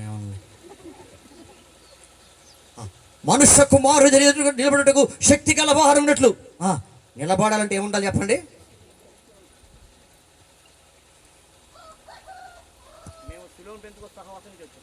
తెల్ల బట్టలు అది వేసి మాకు టీచింగ్ చెప్పేవారు, ఒక పాట పాడించారు. ప్రభు నీ రాకడలో ఆయనతో ఎగిరిపోతే చాలు నాకు, లోక సుఖం వద్దు నాకు, మనుష్య గణం వచ్చా నీకు మునుగుటకు బలమిస్తే చాలు దేవా. నీ రాకడలో ఆయనతో ఎగిరిపోతే చాలు నాకు. తమిళంలో పాట చాలా బాగుంటుంది అర్థవంతంగా. ఆయన ముందు నిలబడాలంటే నిలబడే శక్తి నాకు కావాలి. ఏం కావాలి అంటే కూర్చుని అందరూ పరలోకి వెళ్ళిపోతారా? మేము నిశ్చయంగా పరలోకి వెళ్తాను, చేతెత్తండి. మీ పాస్టర్ గారికి అందరికీ అర్థమైపోద్ది. గ్యారంటీ అండి నేను పరలోకం సిద్ధం అన్న వాళ్ళు చేతెత్తండి. ఎవరు లేరా? డౌట్ వచ్చేసిందా? ఇప్పుడు మీరేం లేపచ్చుగా అంటే వాళ్ళు చూస్తున్నారు బట్టి అది ఇల్లు చెప్తారా లేదా అని.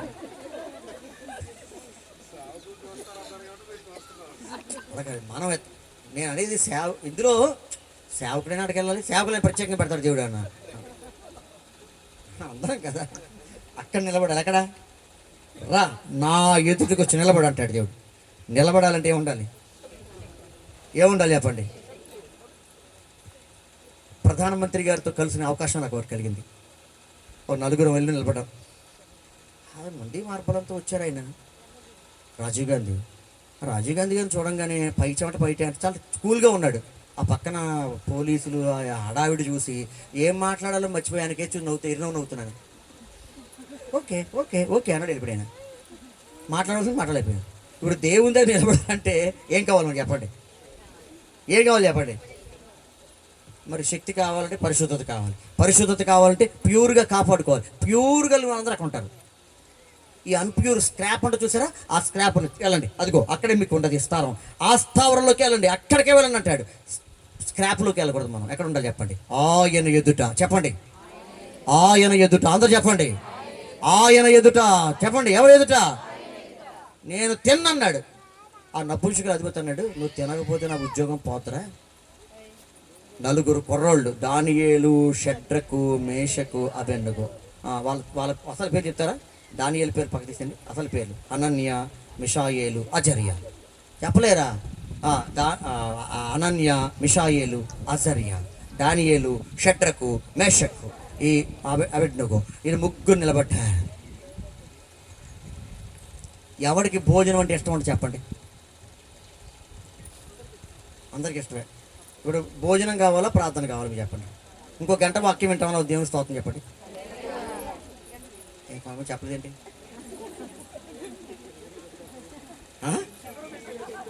నిజంగా చెప్పేస్తానని భయపడుతుంది. అయ్యగారు మంచి విశ్లేషణ బాగా చేశారు, అందుకు చప్పలు కూడా దేవుని మనం భయపడుతుంటాం. ఇక్కడ ఏసావు గాడు ఒక్క పూట కూటి కొరకు ఎక్కడంత చచ్చిపోతామా? ఒక పూట కూడి లేకపోతే మేము చచ్చిపోతా ఉండాను. కొంతమంది ఒక ఆవిడ, అయ్యగారు నువ్వు ఉపవాసం ఉండి ప్రార్థన చేస్తున్నావు, ఎలా ప్రార్థన చేయాలో చెప్పుడి అని. నేను అన్నాను, చెప్తానమ్మా, ఉపవాసం అంటే ఉపవాసంగా చేయాలి. నేను అలా కదా అయ్యగారు, ఒక సోల్డ్ పాలు తాగి, సోల్డ్ పాలు అంటే 2 అరటిపళ్ళు తిని, మరి 3 గారెలు తినమంటారా అయ్యగారు అంటే, దాంతోపాటు ఒక బిర్యానీ తిని రాత్రిపూట మళ్ళీ రాత్రి భోజనం చేసి పడుకోము. భోజనం పోద్దేమోనని. ఉపవాసం అంటే ఉపవాసమే. యేసుప్రభు వారు ఉదయం నుంచి సాయంకాలం వరకు వాక్యం చెప్తూనే ఉన్నాడు. అక్కడ ఎవడో ఆకలి అనలా. ఫిలిప్పుకిను పేతురికి ఆకలి వేసింది. ప్రభా ఈ జనులు పంపివేయి నాయన, వారందరూ భోజనానికి కొనుక్కుంటారు నాయన అన్నాడు. ప్రభు అన్నాడు, మనమే వారికి భోజనం పెడదాం. ఏంటి ప్రభు అలా అంటావు? ఎంతమందికి భోజనం పెట్టాలని మాటలా? 8,000 మంది? 5,000 మంది ఎవరు? పురుషులా స్త్రీలా? స్త్రీలు పిల్లలు కాక ఎంతమంది? 5,000 మంది పురుషులు. 5,000 మంది పురుషులకి ఎంతమంది భార్యలు ఉంటారు? 2 వేద్దామా, 1 వేద్దామా? ఒకళ్ళని వేద్దాం. అంటే 5, 5, 10. ఎంతమంది వేద్దాం? 2 పిల్లల్ని వేద్దామా? ఆ రోజుల్లో అందరికంటే 10 మంది మినిమం. ఏంటి 5,000 × 10 ఎంత అండి పాస్టర్ గారు? అంటే ఈయన బాబు లెక్కల్లో నాకన్నా పండితుల్లో ఉన్నాడు. మొత్తం ఎలా అయితే అంటేనే ఒక బైబిల్ పండితున్నాడు, 25,000 మందికి భోజనం పెట్టాడు యేసయ్య. ఆమేన్. ముందేం తిన్నారు? వాక్యం తిన్నారు. తర్వాత ఏం పెట్టాడు? భోజనం పెట్టాడు. ముందు వాక్యం, తర్వాత భోజనం. ముందు వాక్యం, తర్వాత భోజనం. మా పాస్టర్లు అందరం కలిసి భోజనం చేస్తాం వరుసగా. ఒక పాస్టర్ గారిని ప్రార్థన చేయండి అన్నాం. అన్నారు. ఆయన నిలబడి, నా ఆత్రం నీకు స్తోత్రం ఆమేన్ అన్నాడు. నా ఆత్రం దేనికి ఆత్రం? ముందర భోజనానికి. ఏం లేకపోయినా పర్లేదు ప్రభా, నీ మాటలే నాకు శ్రేష్టమైనవి, నీ మాటలు నేను వింటాను ప్రభా. మనం పాడతాం, నీ మాట చాలయ్యా. అబ్బాయి ఓ రోజున సైతాను పరలోకం వెళ్ళిందంటే, ప్రభా నీ బిడ్డలు అబద్ధాలు మాట్లాడలేదు కానీ అబద్ధాలు పాడుతున్నారు ప్రభా, మోషే వాలే సాగేదా. అన్ని అబద్ధాలే. నాకు అసలు అబద్ధాలు పాడడం అంటే చాలా భయం. ఈ పాట పాడుతుంటాం, సమర్పణ. అమ్మ అది శవం పాట, పరిశుద్ధ ఆరాధన పాట. ఆరాధన పాటగా పాడండి, అంతేగాని ఆరాధేశులము అలా పాడకండి. పాడండి, సమర్పణ.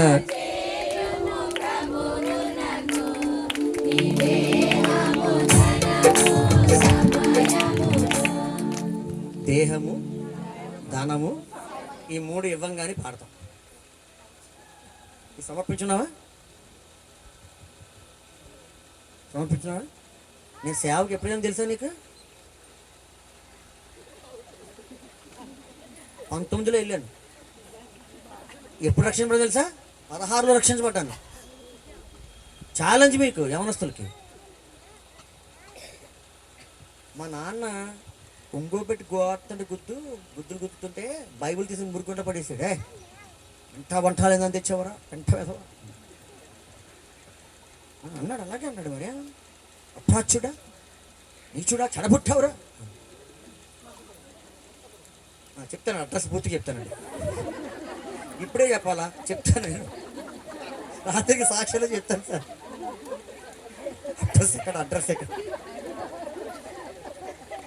చెప్పండి. ఇప్పుడు నేను నా జీవితాన్ని ప్రభుకి అప్పగించి, ప్రభా నీ కొరకు నమ్మకంగా బ్రతుకుతాను ప్రభా. ఆమేన్ చెప్పండి. దేహం ధనం సమయం. ఆ సమయం అసలు ఇవ్వలేము. మీరు ప్రేషియస్ టైంని ఉద్యోగానికి, మీ వంట పనులకి, మీ సొంత పనులకి ఇస్తారు. ప్రేషియస్ టైంని ఎప్పుడైనా ప్రభుకి ఇచ్చారా? మంచి సమయాన్ని ప్రభుకి ఇచ్చారా? మా పాస్టర్లను కూడా సరిగ్గా నిద్రపోయే వేళలో ప్రార్థన పెడతాం. ఎప్పుడంటే మిమ్మల్ని 7 రమ్మంటే మీరు 8కి వస్తారు. మేము 8:30కి ప్రార్థన స్టార్ట్ చేస్తాం. ఆ స్టార్ట్ చేసేప్పటి నుంచి మీరు స్టార్ట్ చేస్తారు. ఇంకా ఒక ఆవిడ వచ్చి నా పంచమాస ఇచ్చిన నిద్రపోతుంటే, అమ్మ నిద్రపోతుందండి. నిద్రపోవట్లేదు, ధ్యానం చేస్తున్నాను అడిగారు. నువ్వు ధ్యానం చేస్తావో నిద్రపోతానో మాకేం తెలుస్తుంది? ఓ స్తంభం ఉంటుంది, ఆ స్తంభం దగ్గర ఒక ఆవిడ మీలాగే కూర్చుంటుందమ్మా. అసలు కదలదు స్తంభం దగ్గర నుంచి. ఆ స్తంభం దగ్గర తప్పు జారి ఎవరన్నా కూర్చున్నారా, ఇలా వచ్చి నాది అన్నట్టుగా చూస్తామట. ఎవడన్నా లేచిపోవాల్సిందే. దేహము ధనము ఇవ్వలేము, కానీ ఏం పాడతాం? పాడండి. దొంగ పాట పాడుతున్నారు, పాడండి. కొట్టానా? సమా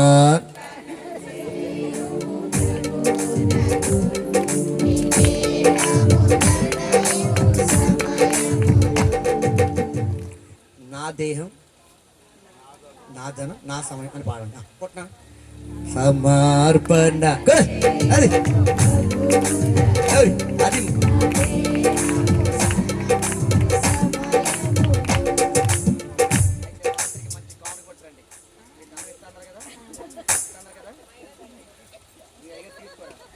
నేను మాత్రం తీసుకోకుండా వెళ్దాం.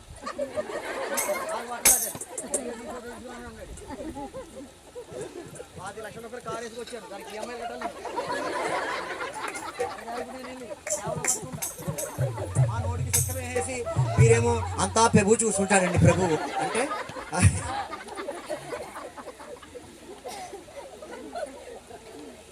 మా సంఘంలో ఏమైనా చేసినా ఒక ఆయన ఉన్నాడు, అంతా దేవుని చిత్తం, దేవుడు చూసుకుంటాడండి అయ్యారు. ఈ మాత్రం చూసుకోడు.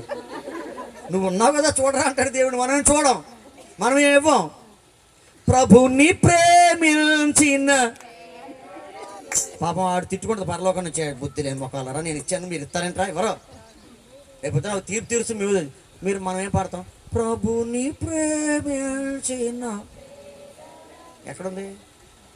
ఆ పరలోకంలో ఉంది. కాసులు రెండిచ్చెను జీవనమంతయుదే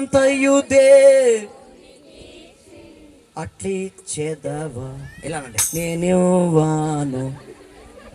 అట్లా ఎందుకు ఇస్తాను? అట్లిచ్చేదవా అంటే అట్లిస్తావా? నేను ఇస్తాను. ఎప్పుడు నేను ఇస్తాను? సమయం ఇస్తాను, ధనం ఇస్తాను, దేహం ఇస్తాను. ఇచ్చేవాడు దేవుడు ఉంచుకోడు. ఇచ్చిన దానికన్నా గట్టి చెప్పండి, రెట్టింపుగా అన్నాడు ఒకసారి. ఏ బ్యాంకు ఇవ్వదు అలాగా. దేవునికి స్తోత్రం. ఏ గొప్ప చీట్లో కూడా ఏ గొప్ప ఇన్సూరెన్స్ కూడా ఇవ్వలేదు. కాబట్టి దేవుడే మన ఇన్సూరెన్స్. ఆమె దేవుడే మన ఇన్సూరెన్స్, దేవుడే మన ఆర్డీ, రికరింగ్ డిపాజిట్ ఆయన దగ్గర ఉంది. ఆయనకి ఇద్దాం. దేవునికి స్తోత్రం. 2 ఇచ్చింది కాసులు. ఇప్పటికీ ఆమె గురించి పాడుతూనే ఉన్నారు. ఎంత పబ్లిసిటీ అండి ఆవిడకి. పర్లోకి వెళ్తే నేను ఆమెను కలుసుకుంటాను. వెళ్తే కదా, వెళ్తున్న తర్వాత వెంటనే ఏం చేస్తాను, చాలామంది కలుసుకోవాలి. నేను వెంటనే పరిగెత్తుకుని ఆదాం దగ్గరికి వెళ్తాను. ఏంటి ఆదామా, నువ్వు అక్కడ కప్పు ముంచో మొత్తం నువ్వు చేసినావు ఎంతాను, అసలు నువ్వు చేయబోతే ఈ పని ఉంటుంది కదా, ఏంటంటే ఆదాముగా తాతయ్య గారు అని. ఆ తాతయ్య గారి దగ్గర కూర్చుంటాను. ఆయన పరలోకంలో ఉన్నాడు. తర్వాత అవ్వ దగ్గరికి వెళ్తాను. మా అవ్వ కదండి. అవ్వ ఏంటవ్వ నువ్వు ఇలా చేస్తావేంటవ్వా, నాకన్నా దౌర్భాగ్యులరా మీరు, నేనేమో ఒకసారి తిన్నాను రా, మీరు ప్రతిరోజు తినేస్తారా, కుక్కలరా మీరు అన్నట్టు అంటదేమో. ఎవరు? అవ్వ. పరలోకం వెళ్ళిన తర్వాత నీ మహిమను ధరించిన పరిశుద్ధులు నాకంట ఏమవుదునో, ఏమైపోతాను అసలు తట్టుకోలేను, ఏమైపోతాను. ఆ పరిశుద్ధులు చూసి గంతులేసేస్తాను. హల్లెలూయా. పరిశుద్ధులు మాత్రమే వెళ్తారు అక్కడికి. ఎవరు వెళ్తారమ్మా?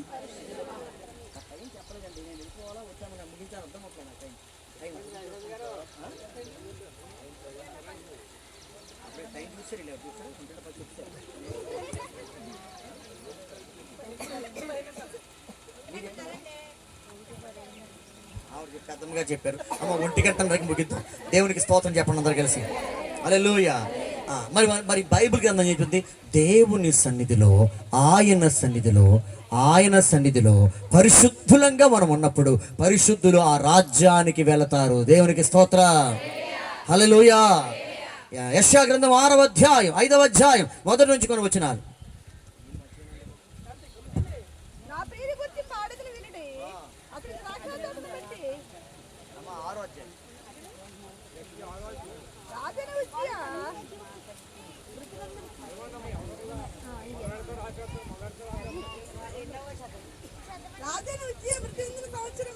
రాజైన ఉజ్జయ మృతి నొందిన సంవత్సరమున అత్యున్నతమైన సింహాసనము ప్రభు ఆసీనుడై ఉండగా నేను చూచి తిని. ఆయన చొక్కా అంచులు దేవాలయము నిండుకొనెను. ఆయన పైగా కెరాబులు నిలిచి ఉండని, ఒక్కొక్కరికి 6 రెక్కలను, ప్రతివాడు 2 రెక్కలతో ముఖమును మూసుకొని 2 రెక్కలతో ఎగురుతూ యెహోవా ఒకసారి, రెండోసారి ఆగమ్మా అంటే ఒకసారి సరిపోదా, 3 సార్లు అనాలా? అనాలమ్మా, అనాలందా? నేను ఉందని చెప్తున్నావా? రూల్ చెప్తున్నావా? అసలు అర్థం చెప్పండి నాకు. ఎన్నిసార్లు అంది? సైన్యములకు అధిపతి అయిన యెహోవా పరిశుద్ధుడు, పరిశుద్ధుడు, పరిశుద్ధుడు. ఇక్కడ అందరూ యూతే ఉన్నారు. ఒక 3 నిలబడండి. చిన్నపిల్లలు ఉన్నారు. ఎవరు లేరా? లేదు, 3 నిలబడదా. దా దా దా దా దా అమ్మ బంగారు తల్లి, నా మనవరాలు రాదాలే. సార్ బంగారం తల్లి ఇది. ఇంకా నిజంగా వస్తే వచ్చావు కానమ్మా, కొందరు బొమ్మలో వచ్చావు. నిలబడు పర్లేదు, నిలబడు. మీకు అర్థం అవడానికి చెప్తున్నాను. ఆ పక్క నుంచో. ఇప్పుడు చూడండి ఒకసారి. ఇదేమో చిన్న ప్లేస్ అయిపోయింది, మనకేమో తిరిగే వాళ్ళం. వద్దు పర్లేదు, కూర్చో, వాళ్ళని ఏమనకండి. ఇంకా ఇప్పుడు చూడండి, సైన్యములకు అధిపతి అయిన యెహోవా పరిశుద్ధుడు, పరిశుద్ధుడు, పరిశుద్ధుడు. బాగా గమనించండి. ఎన్నిసార్లు అంది? 3 కనబడ్డారు అక్కడ. సైన్యములకు అధిపతి అయిన యెహోవా అన్నాడు. ఎవరు కనబడ్డారు? పరిశుద్ధుడు. పరిశుద్ధుడు. తండ్రి అయిన దేవుడు పరిశుద్ధుడు, కుమారుడైన దేవుడు పరిశుద్ధుడు, పరిశుద్ధాత్మ దేవుడు పరిశుద్ధుడు. చప్పట్లు కొట్టండి గట్టిగా. 3 అట్రిబ్యూషన్స్, 3 కోణాలు. మొదటి కోణంలో దేవుడు పరిశుద్ధుడిగా కనబడుతున్నాడు. 2వ కోణంలో కుమారుడు పరిశుద్ధుడిగా కనబడుతున్నాడు. 3వ కోణంలో పరిశుద్ధాత్ముడు పరిశుద్ధుడిగా కనబడుతున్నాడు. ఆ 3 చూడంగానే పరిశుద్ధుడు, పరిశుద్ధుడు, పరిశుద్ధుడు. యెహోవా సిక్కే, యెహోవా కాబోష్. కాబోష్ అంటే పరిశుద్ధుడు. కూర్చోండి బంగారు తల్లులు, కూర్చోండి, రండి కూర్చోండి. బాగా బాగా అభినయించారు, వందనాలు తెలియజేస్తున్నాను. ఇప్పుడు 3 సార్లు చెప్పడానికి కారణం ఏంటి? తండ్రి అయిన దేవుడు పరిశుద్ధుడు, కుమారుడు అయిన దేవుడు పరిశుద్ధుడు, పరిశుద్ధాత్మ దేవుడు పరిశుద్ధుడు అని 3 సార్లు చెప్పారు. దేవుణ్ణి చూశాడు. దేవుడు ఎవరు? పరిశుద్ధుడు, పరిశుద్ధుడు. మళ్ళీ చెప్పాలి, దేవుడు ఎవరు? మరోసారి, దేవుడు ఎవరు? ఎవరు? తండ్రి అయిన దేవుడు. అందుకే 3 సార్లు 3 sayings 3 సార్లు చెప్పింది. తండ్రి పరిశుద్ధుడు, కుమారుడు పరిశుద్ధుడు, పరిశుద్ధాత్మ దేవుడు పరిశుద్ధుడు. దేవుడు పరిశుద్ధుడు అని అర్థమైంది. ఇంకా ఆయన ఏం చేశాడు? దేవుడు చూసిన కళ్ళతో తను చూసుకున్నాడు. ఎవరో ఒక ఆమెట రాజును చూసిన కళ్ళతో మొగుడు చూసిందంట. రాజులా మొగుడు ఎందుకు ఉంటాడు? పొలం పని చేసుకుని కండవ భుజానికి వేసుకుని కష్టపడి చెమట వచ్చిన వాడు భర్త. రాజుగారు చక్కగా సింహాసనం ఎక్కి కత్తి పట్టుకుని టోపీ పెట్టుకుని మంచి డ్రెస్ వేసుకుని మంది మార్బలం కలిగిన వాడు రాజుగా ఉంటాడు. ఇప్పుడు రాజును చూసిన కళ్ళతో మొగుడిని చూసిన, దేవుణ్ణి చూసిన కళ్ళతో తను చూసుకున్నా. ఇప్పుడు యెషయా తను చూసుకున్నాడు. అపవిత్రమైన పెదవులు గలవాడను, అపవిత్రమైన జనుల మధ్య జీవించుచున్నవాడను, సేనలకు అధిపతి అని యెహోవాను కన్నులారా చూచాను, నేను నశించాను. దేవుణ్ణి చూశాడు, దేవుడు పరిశుద్ధుడు. ఆయన చూసుకున్నాడు, ఆయన అపవిత్రుడు అని అర్థమైంది. ఇప్పుడు అపవిత్రుడైన వాడికి నేను నశించి తిని అనగానే దేవుడు అన్నాడు, నీ పాపం ఒప్పుకున్నావు కాబట్టి కారుతో తీసిన నిప్పు తీసుకుని చేతపుచ్చుకుని నా ఎద్దుకు ఎగిరి వచ్చి నా నోటికి దాన్ని తగిలించెను. ఇది నీ పెదవులకు తగిలిన కనుక నీ పాపము ప్రాయశ్చిత్తమాయెను. ఇలా చూడండి, ఇది నీ ఇప్పులకు తగిలిన కనుక. దేవుణ్ణి చూస్తే నీ జీవితం కనబడాలి. నీ ముఖకాంతిలో మా రహస్య పాపములు కనబడుచున్నవి. 3వది, దేవుణ్ణి చూసిన తరువాత పాప పశ్చాత్తాపం కావాలి. పాపం తెలియాలి, పాప పశ్చాత్తాపం కావాలి. ఈ సమయంలో దేవుడు నీతో మాట్లాడుతున్న మాటల ద్వారా నేను పరిశుద్ధంగా లేనేమో, నా కళ్ళు, నా నోరు, నా మాటలు, నా హృదయం, నా జీవితం పవిత్రంగా లేదేమో, పవిత్రులు మాత్రమే వెళ్ళే పరలోకంలోకి నేను వెళ్ళనేమో, ఆ దానియేలులాగా నేను పరిశుద్ధంగా లేనేమో అనే స్పృహతో మనం ఆలోచించాల్సిన సమయం ఇది. కాబట్టి నా ప్రియ దేవుని బిడ్డలారా, మీరందరికీ నేను ముగింపులో మాట చెప్తున్నాను. యెషయా పాపం క్షమించబడింది. ఇప్పుడు దేవుణ్ణి చూశాడు, తన్ను చూసుకున్నాడు.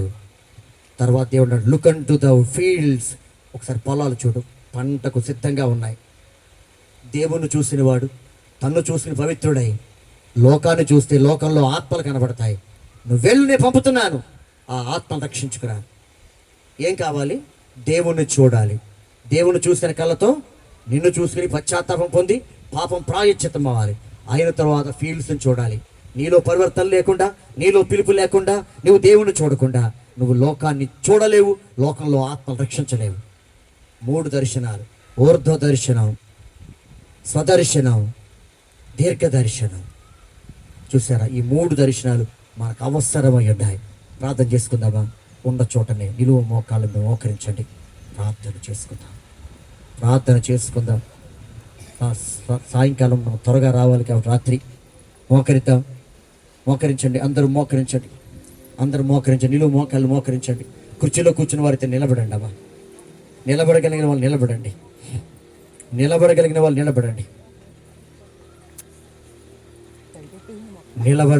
నిలబడండి. పైకి మోకరించండి. కళ్ళు మూయండి. Close your eyes, open your mouth. Close your eyes, open your mouth. కళ్ళు మూసుకున్న నీవు చేతులు జోడించి మాట్లాడు. కళ్ళు మూసుకున్న నీవు చేతులు జోడించి ఓ చిన్న ప్రార్థన. వాక్యం విని వెళ్ళిపోవడం కాదు. దేవుడు తీర్పు తీరుస్తాడు. వ్యభిచారులు ఏడ్చే రోజు, మోసగాళ్ళు మసలే రోజు, వ్యభిచారులు ఏడ్చే రోజు, మోసగాళ్ళు మసలే రోజు, అబద్ధికులు అరచే రోజు, దొంగలంతా దొల్లే రోజు. అవును, అబద్ధికులు అరచే రోజు, దొంగలంతా దొల్లే రోజు, ఆ రోజు శ్రమ నుండి తప్పించే నాదుడు లేడు. అవును, ఆ రోజు శ్రమ నుండి తప్పించే నాదుడు లేడు. అదే అదే ఆ రోజు, యేసయ్య ఉగ్రత రోజు, ఏడేండ్ల శ్రమల రోజు, పాపులంతా ఏడ్చే రోజు. అదే అదే ఆ రోజు, ఓ మనిషి యోచింపవా, నీ బతుకు ఎలా ఉన్నదో. ఓ మనిషి యోచింపవా, నీ బ్రతుకు. ధనము చూసి భంగపడకుమా, బలము చూసి భంగపడకుమా, ధనము చూసి దగా పడకుమా, బలము చూసి భంగపడకుమా. అయ్యో, ఆ రోజు శ్రమ నుండి తప్పించే నాదుడు లేడు.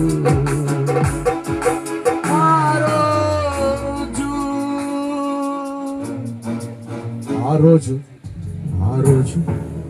యేసయ్య రాకడ రోజు, యేసయ్య మనల్ని ఎదుర్కోవడానికి వచ్చే రోజు. నిలబడగలుగుతావా చెల్లా తల్లి? అయ్యా నా సేవకుడా, ఆయన ఎదుట నిలబడతావా? నిలబడగలిగిన శక్తి నీకుందా?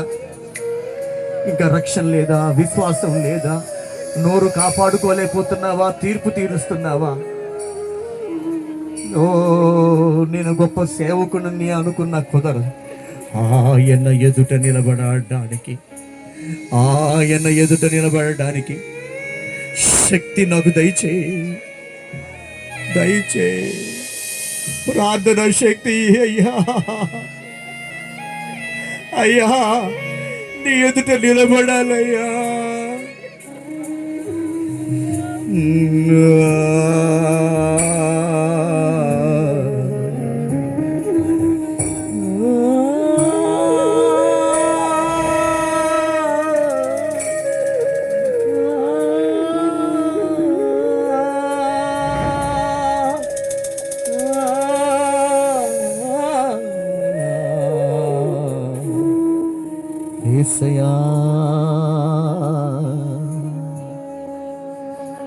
నిలబడగలిగిన శక్తి. విశ్వాసం పోగొట్టుకుంటున్నావేమో, భక్తి లేదేమో, దేవుని కొరకు నిలబడలేకపోతున్నావేమో, కుటుంబంలో రక్షణ లేదేమో. ఈ సమయం ప్రార్థన చేసే సమయం తల్లి.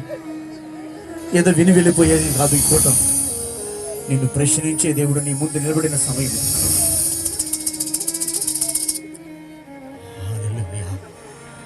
Hallelujah. Glory to Jesus. Glory to Jesus. Glory to Jesus. నేను రక్షణ పొందడానికి ఇష్టపడుతున్నానయ్యా. ఈ వాక్యం విన్న తరువాత ఆ రాజ్యానికి నేను వెళ్ళాలి, ఆ తీర్పు తప్పించుకోవాలనుకుంటున్నాను. రక్షణ తీసుకోవడానికి ఇష్టపడుతున్నాను. వాళ్ళు మీ చేర్చి పెడతారా? నేను మీ కొరకు ప్రార్థన చేస్తాను. యవనస్తులైనా, సహోదరులైనా రక్షణ తీసుకోవడానికి నేను ఇష్టపడుతున్నాను. బలవంతం ఏమీ లేదు. ఈ మధ్యాహ్నం దేవుడు నీతోనే సూటిగా మాట్లాడాడు. అలా ఎవరిని ఇష్టపడితే show your right hand right now. మీ కుడి చేయి చూపించండి, మీ కుడి చేయి చూపించండి. రక్షణ పొందడానికి ఇష్టపడేవాళ్ళు యవనస్తుల్లో, తమ్ముళ్ళలో, చెల్లెలలో, అక్కల్లో, అన్నల్లో ఎవరైతే ఉన్నారో వారందరూ ఓ సహోదరి ధైర్యంగా తను చేయి చూపెడతాను. ఇంకెవరు ఉన్నారా? ఎవరు ఉన్నారా? చేయి చూపెడతారు. ఈ మధ్యాహ్నం మిమ్మల్ని తాకుతున్నాడు, మీ దగ్గరికి వచ్చి ప్రభు మాట్లాడుతున్నాడు. హల్లెలూయా, హల్లెలూయా. ఆ చేతి చూపించండి, చేయి దించకండి, చేయి చూపించండి. ఇంకెవరైతే ఉన్నారో వారు మీ చేయి చూపించండి. నేను మీ కొరకు ప్రార్థన చేస్తాను. ప్రభు, ఒక సహోదరి చేయొత్తుంది నాయన, బిడ్డను దీవించండి, విశ్వాసంలో నిలబెట్టండి నాయన. రక్షణ పొందిన మార్గాలను సహాయం చేయమని, గురువు వారందరూ దీవించమని. మనం ఒక ప్రయాణానికి వెళ్ళినప్పుడు బస్సు 6 గంటలకి అయితే ఎన్నింటికి వెళ్తాం అక్కడికి చెప్పండి అమ్మా? 5:30కి వెళ్ళిపోతాం. సాయంత్రం ప్రార్థన, ఆదివారం ప్రార్థన ఎన్నింటికి ఇక్కడ 10:30, 10 గంటలకి. ఎన్నింటికి వస్తున్నారు? 10ంటికినా? నిజంగా మీరు ధన్యులు. అంటే 10ంటికి వస్తున్నారు. అందరూ 10ంటికి వస్తున్నారా? అందరూ 10ంటికి రావాలి. సేవకులు కూడా 10ంటికి రావాలి. అర్థమైందా? సేవకులైన విశ్వాసులైన అబ్రహాం గారు ఎక్కడున్నారు? మంచిది, నువ్వు అక్కడుంటే ఎలాగా? నువ్వు కూడా 10ంటికి రావాలి. ఆయన 9కి వచ్చేస్తాడండి. ఆయన ఆ శక్తి ఎక్కువ కదా. మంచిది, దేవునికి స్తోత్రం. ఆ పాస్టర్ గారు ఎక్కడున్నారు? అబ్రహాం గారు పాస్టర్ గారు ఎక్కడున్నారు మరి? మంచిది. కాబట్టి టైం అలాగా. సాయంత్రం 7:30 కదా ప్రార్థన? 7, 6:30, 7, 7:30 అంటున్నారు. 7 గంటలకు కదా ప్రార్థన. ఇక్కడ సభ ప్రారంభించబడుతుంది కదా. ఇంక ఈరోజు రేపుతో అయిపోద్ది. అందుచేత ఈ ప్రత్యేకమైన సభలు కదా. మరి 7 గంటలకు అన్నప్పుడు 7 గంటలకి మీరు రావటానికి ప్రయత్నం చేయండి. ప్రయత్నం చేస్తే రావాలంతే. అర్థమైందా? అరగంట ముందు వెళ్తాం కదా 7 గంటలకు బస్సు అంటేనే రావాలి. రెండోదిగా అక్కడ భోజనాలు ఏర్పాటు చేస్తున్నారు కదా. 6:30 నుంచే పెట్టేయమంటాను నేను భోజనాలు. అర్థమైందా? 6:30 నుంచే స్టార్ట్ చేసేయమంటాను.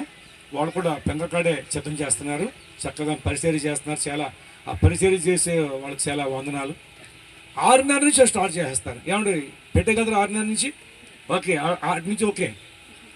7ంటికి స్టార్ట్ అవుతుంది కాబట్టి 7 గంటల వరకు వచ్చేవాడికి భోజనం పెట్టండి. అక్కడ 8:30 కల్లా టేబుల్ తిరగేసేయండి. అక్కడ 7:30 కల్లా అక్కడ పరిచర్య చేసుకోవడం కూడా ఇక్కడ ఉండాలి. 10 అయినా సరే అక్కడ ఉన్నారు, రాత్రి ఇక్కడ ఉండాలి. తర్వాత ఏమండి 10 గంటలకల్లా ముగించుకుని మరలా అప్పుడు భోజనం చేయవలసినట్టు వాళ్ళు ఇంకా ఉన్నారు కదా. అప్పుడు భోజనాలు పెడతారు. మళ్ళీ ఎవరు పెట్టగలరు అలాగా?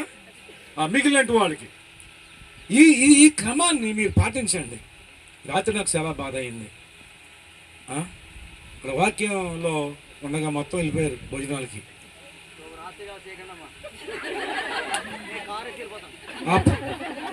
నేను అదే పని ఆశీర్వాద ఇచ్చేతనుకున్నానండి. చాలా బాధ అయింది. మొత్తం వెళ్ళిపోయారు. అప్పుడు ఆయన అంటున్నాడు, పాస్టర్ గారు అండి భోజనం చేసి వచ్చేస్తారండి, ఓ పాట పాడిస్తారండి అన్నాడు. ఓ పాట 3 పాటలు పాడించినా ఎవరో ఊడిపాడలేదు. ఏం చెప్తాం అప్పుడు? కాబట్టి నేను ఎందుకంటే మీకు ఈ కూటాలు ఆశ్రితకరంగా ఉండాలా లేదా? మరి సంఘానికి క్షమాభివృద్ధి కలిగినట్టుగా ఉండాలి. ఈ గ్రామానికి దీవునికరంగా వచ్చిన మాకు కూడా ఏవండి మరి సంతోషకరంగా సంతృప్తికరంగా ఉండాలి కదా. మేము వచ్చాము వెళ్ళాము కాదు. మా ఆశ ఏంటి తెలుసా? ఎక్కడికైతే వస్తామో అక్కడ దేవుడు కార్యాలు చూడాలండి. అక్కడ దేవుడు గొప్ప కార్యం చేయాలి. నువ్వు దేవుడు అండి ఈ కోటా పెట్టిన తర్వాత మీరు వచ్చి పరిచయం చేసి వెళ్ళిన తర్వాత ఈ మేలు పొందబడి ఇంతమంది రక్షణ పెట్టారంటే మాకు ఎంత కడుపుడిపోతుంది తెలుసా? ఎంత సంతోషం అండి, ఎంత ఆనందం తెలుసా అండి, ఎంతగా ధైర్యం చూస్తాను తెలుసా? అలా చేద్దాం. కాబట్టి దయతో ఈ క్రమాన్ని మాత్రం, ఎందుకంటే కొంతమంది మరి షుగర్లో బీపీలు ఉన్న వాళ్ళు ఉంటారు కదా, అని చేత భోజనం పెట్టొద్దని అంటలేదు. అర్థమైందా? 6ంటిగా స్టార్ట్ చేసేస్తారు భోజనం పెట్టడం. వచ్చేయండి 7 వరకు వచ్చినట్టు వాళ్ళు పెట్టేయండి. 7:30 కల్లా భోజనాలు అక్కడ ఆపకపోతే నేను వచ్చేస్తాను ఇవాళ. అక్కడ నేను ఎలా చూస్తానంట, తిండి కోసం వచ్చావా, కూటం కోసం వచ్చావా, వాక్యం కోసం వచ్చావా అని అన్నం. ఇప్పుడు అంటున్నాను కదా, అది ఊరికే జ్ఞాపకం చేస్తానంట. మీకు జ్ఞాపకం వచ్చేద్దలాగా ఉంటుంది. నేను అక్కడికి వస్తానన్నమాట. అప్పుడు నీ కంచమేక నీ ముఖమేక, నీ కంచమేక నీ ముఖమేక చూస్తాను. అంటే గంట చెప్తుంటాం అన్నట్టుగా. అర్థమైందా? ఆ పని చేయకండి. దేవుడి కార్యం చూస్తారు మీరు ఈరోజు, రేపు రాత్రి. అర్థమైందండి? కాబట్టి అయ్యగారు పాటలు పాడండి, కానీ ఒక లిమిట్ అంటూ ఉండండి. రెడ్డి కూడా వచ్చారు, మళ్ళీ వాన్సాడు అన్నట్టుగాను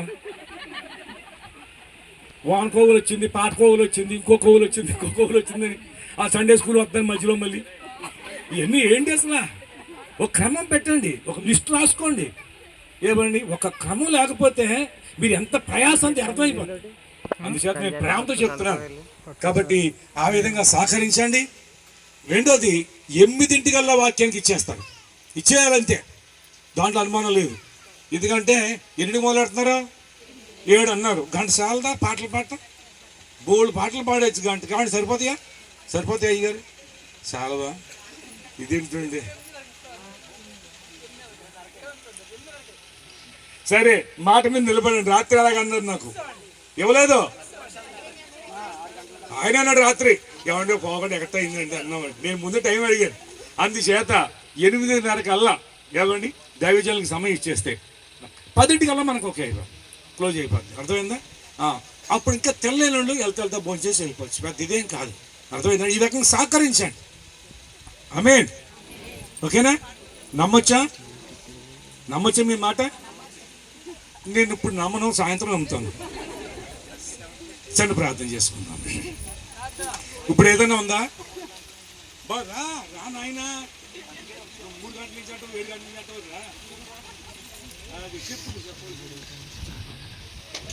ఇంతవరకు చక్కని మాటలు మీకు నాకు కూడా అందించారు.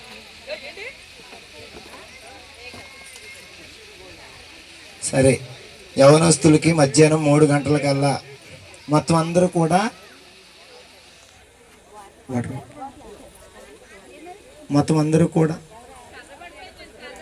చూడండి. సరే, 3 గంటలకల్లా యవనస్తులందరూ కూడా మన చర్చిలో, కోళ్ళపతి చర్చి కాడికి అందరూ కూడా భోజనాలు చేసి అక్కడ రావాల్సిందిగా మనం చేస్తూ ఉన్నాం. చిన్న బిడ్డలు, యవనస్తులు అందరూ కూడా రావాల్సిందిగా మీకు అందరికీ ప్రభు పేడ మనం చేస్తున్నాం. మనవి జాగ్రత్తగా వినండి. యవన బిడ్డలు అందరూ కూడా తప్పకుండా రావాలి. నందవిలిపాడు వారు, కోలపల్లి వారు కూడా, ప్రతి పిల్లలు కూడా చర్చిలోకి రావాలి. అదేవిధంగా బాప్తీసాలకు సిద్ధపడిన వారు కూడా సేవకుల దగ్గరికి వచ్చి రావాల్సిందిగా మీకు మనవి చేస్తూ ఉన్నాం. చిన్న ప్రార్థన.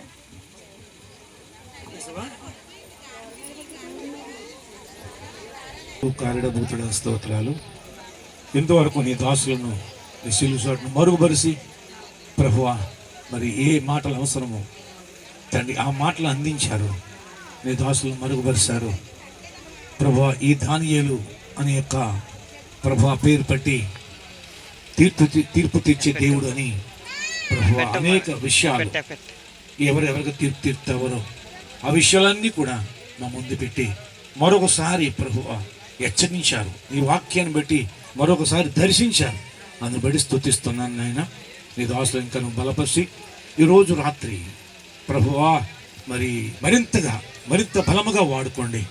అలాగే క్రమంగా సంఘం కూడా ఒక క్రమంగా ఆ సమయానికల్లా ఆ సమయం సద్వినియోగపరుచుకుని జ్ఞానువలే ఉన్నట్లుగా ప్రభువా కృప దయచేయండి. సంఘ క్షేమాభివృద్ధి చెందినట్లు తండ్రి గొప్ప ఉజ్జీవాన్ని కలిగినట్లుగా కృప దయచేయమని, అలాగే మరి కూడొచ్చినట్టు వారందరూ దీవించండి. ఎత్తబడిన వాక్యం ఫలింపచే తండ్రి. ప్రతి గలిబిలు తొలగించండి. వాతావరణం మీ స్వాధులు ఉంచుకున్నందుకు స్తోత్రం. అలాగే సాయంత్రం రేపు కూడా మీరు తోడై ఉండండి. యవనస్తుల విషయంలో ప్రభువా మరి 3 గంటలకు చిన్న ఏర్పాటు చేసి ఉండగా ఆ యవనస్తులను కూడా దర్శించండి. యవనస్తులను బలపరచండి. యవనస్తులను ఉజ్జీవపరచండి. అలాగే సాయంత్రానికి సిద్ధపరిచి మహిమ తెచ్చుకోమని, ఇతడు వాక్యం 30, 60, 100 ఫలింపచేయమని యేసు నామములో ప్రార్థిస్తూ ఉన్నాను తండ్రి. మన తండ్రి అయిన దేవుని ప్రేమయు, మన రక్షకుడైన యేసు క్రీస్తు వారి కృపయు, పరిశుద్ధాత్మ యొక్క అన్యోన్య సహవాసం సన్నిధి ఇప్పుడు ఎల్లప్పుడూ ఇక్కడ కూడిన మాకు నీ యందు విశ్వాసం ఉంచిన బిడ్డలకు సదా తోడై కడవరకు నడిపించి ఆదరించి ఆశీర్వదించును గాక. దేవుడు మిమ్మలను మీ కుటుంబములను దీవించును గాక. ఆమేన్, ఆమేన్, ఆమేన్. అందరికీ వందనాలండి. అందరికీ వందనాలు.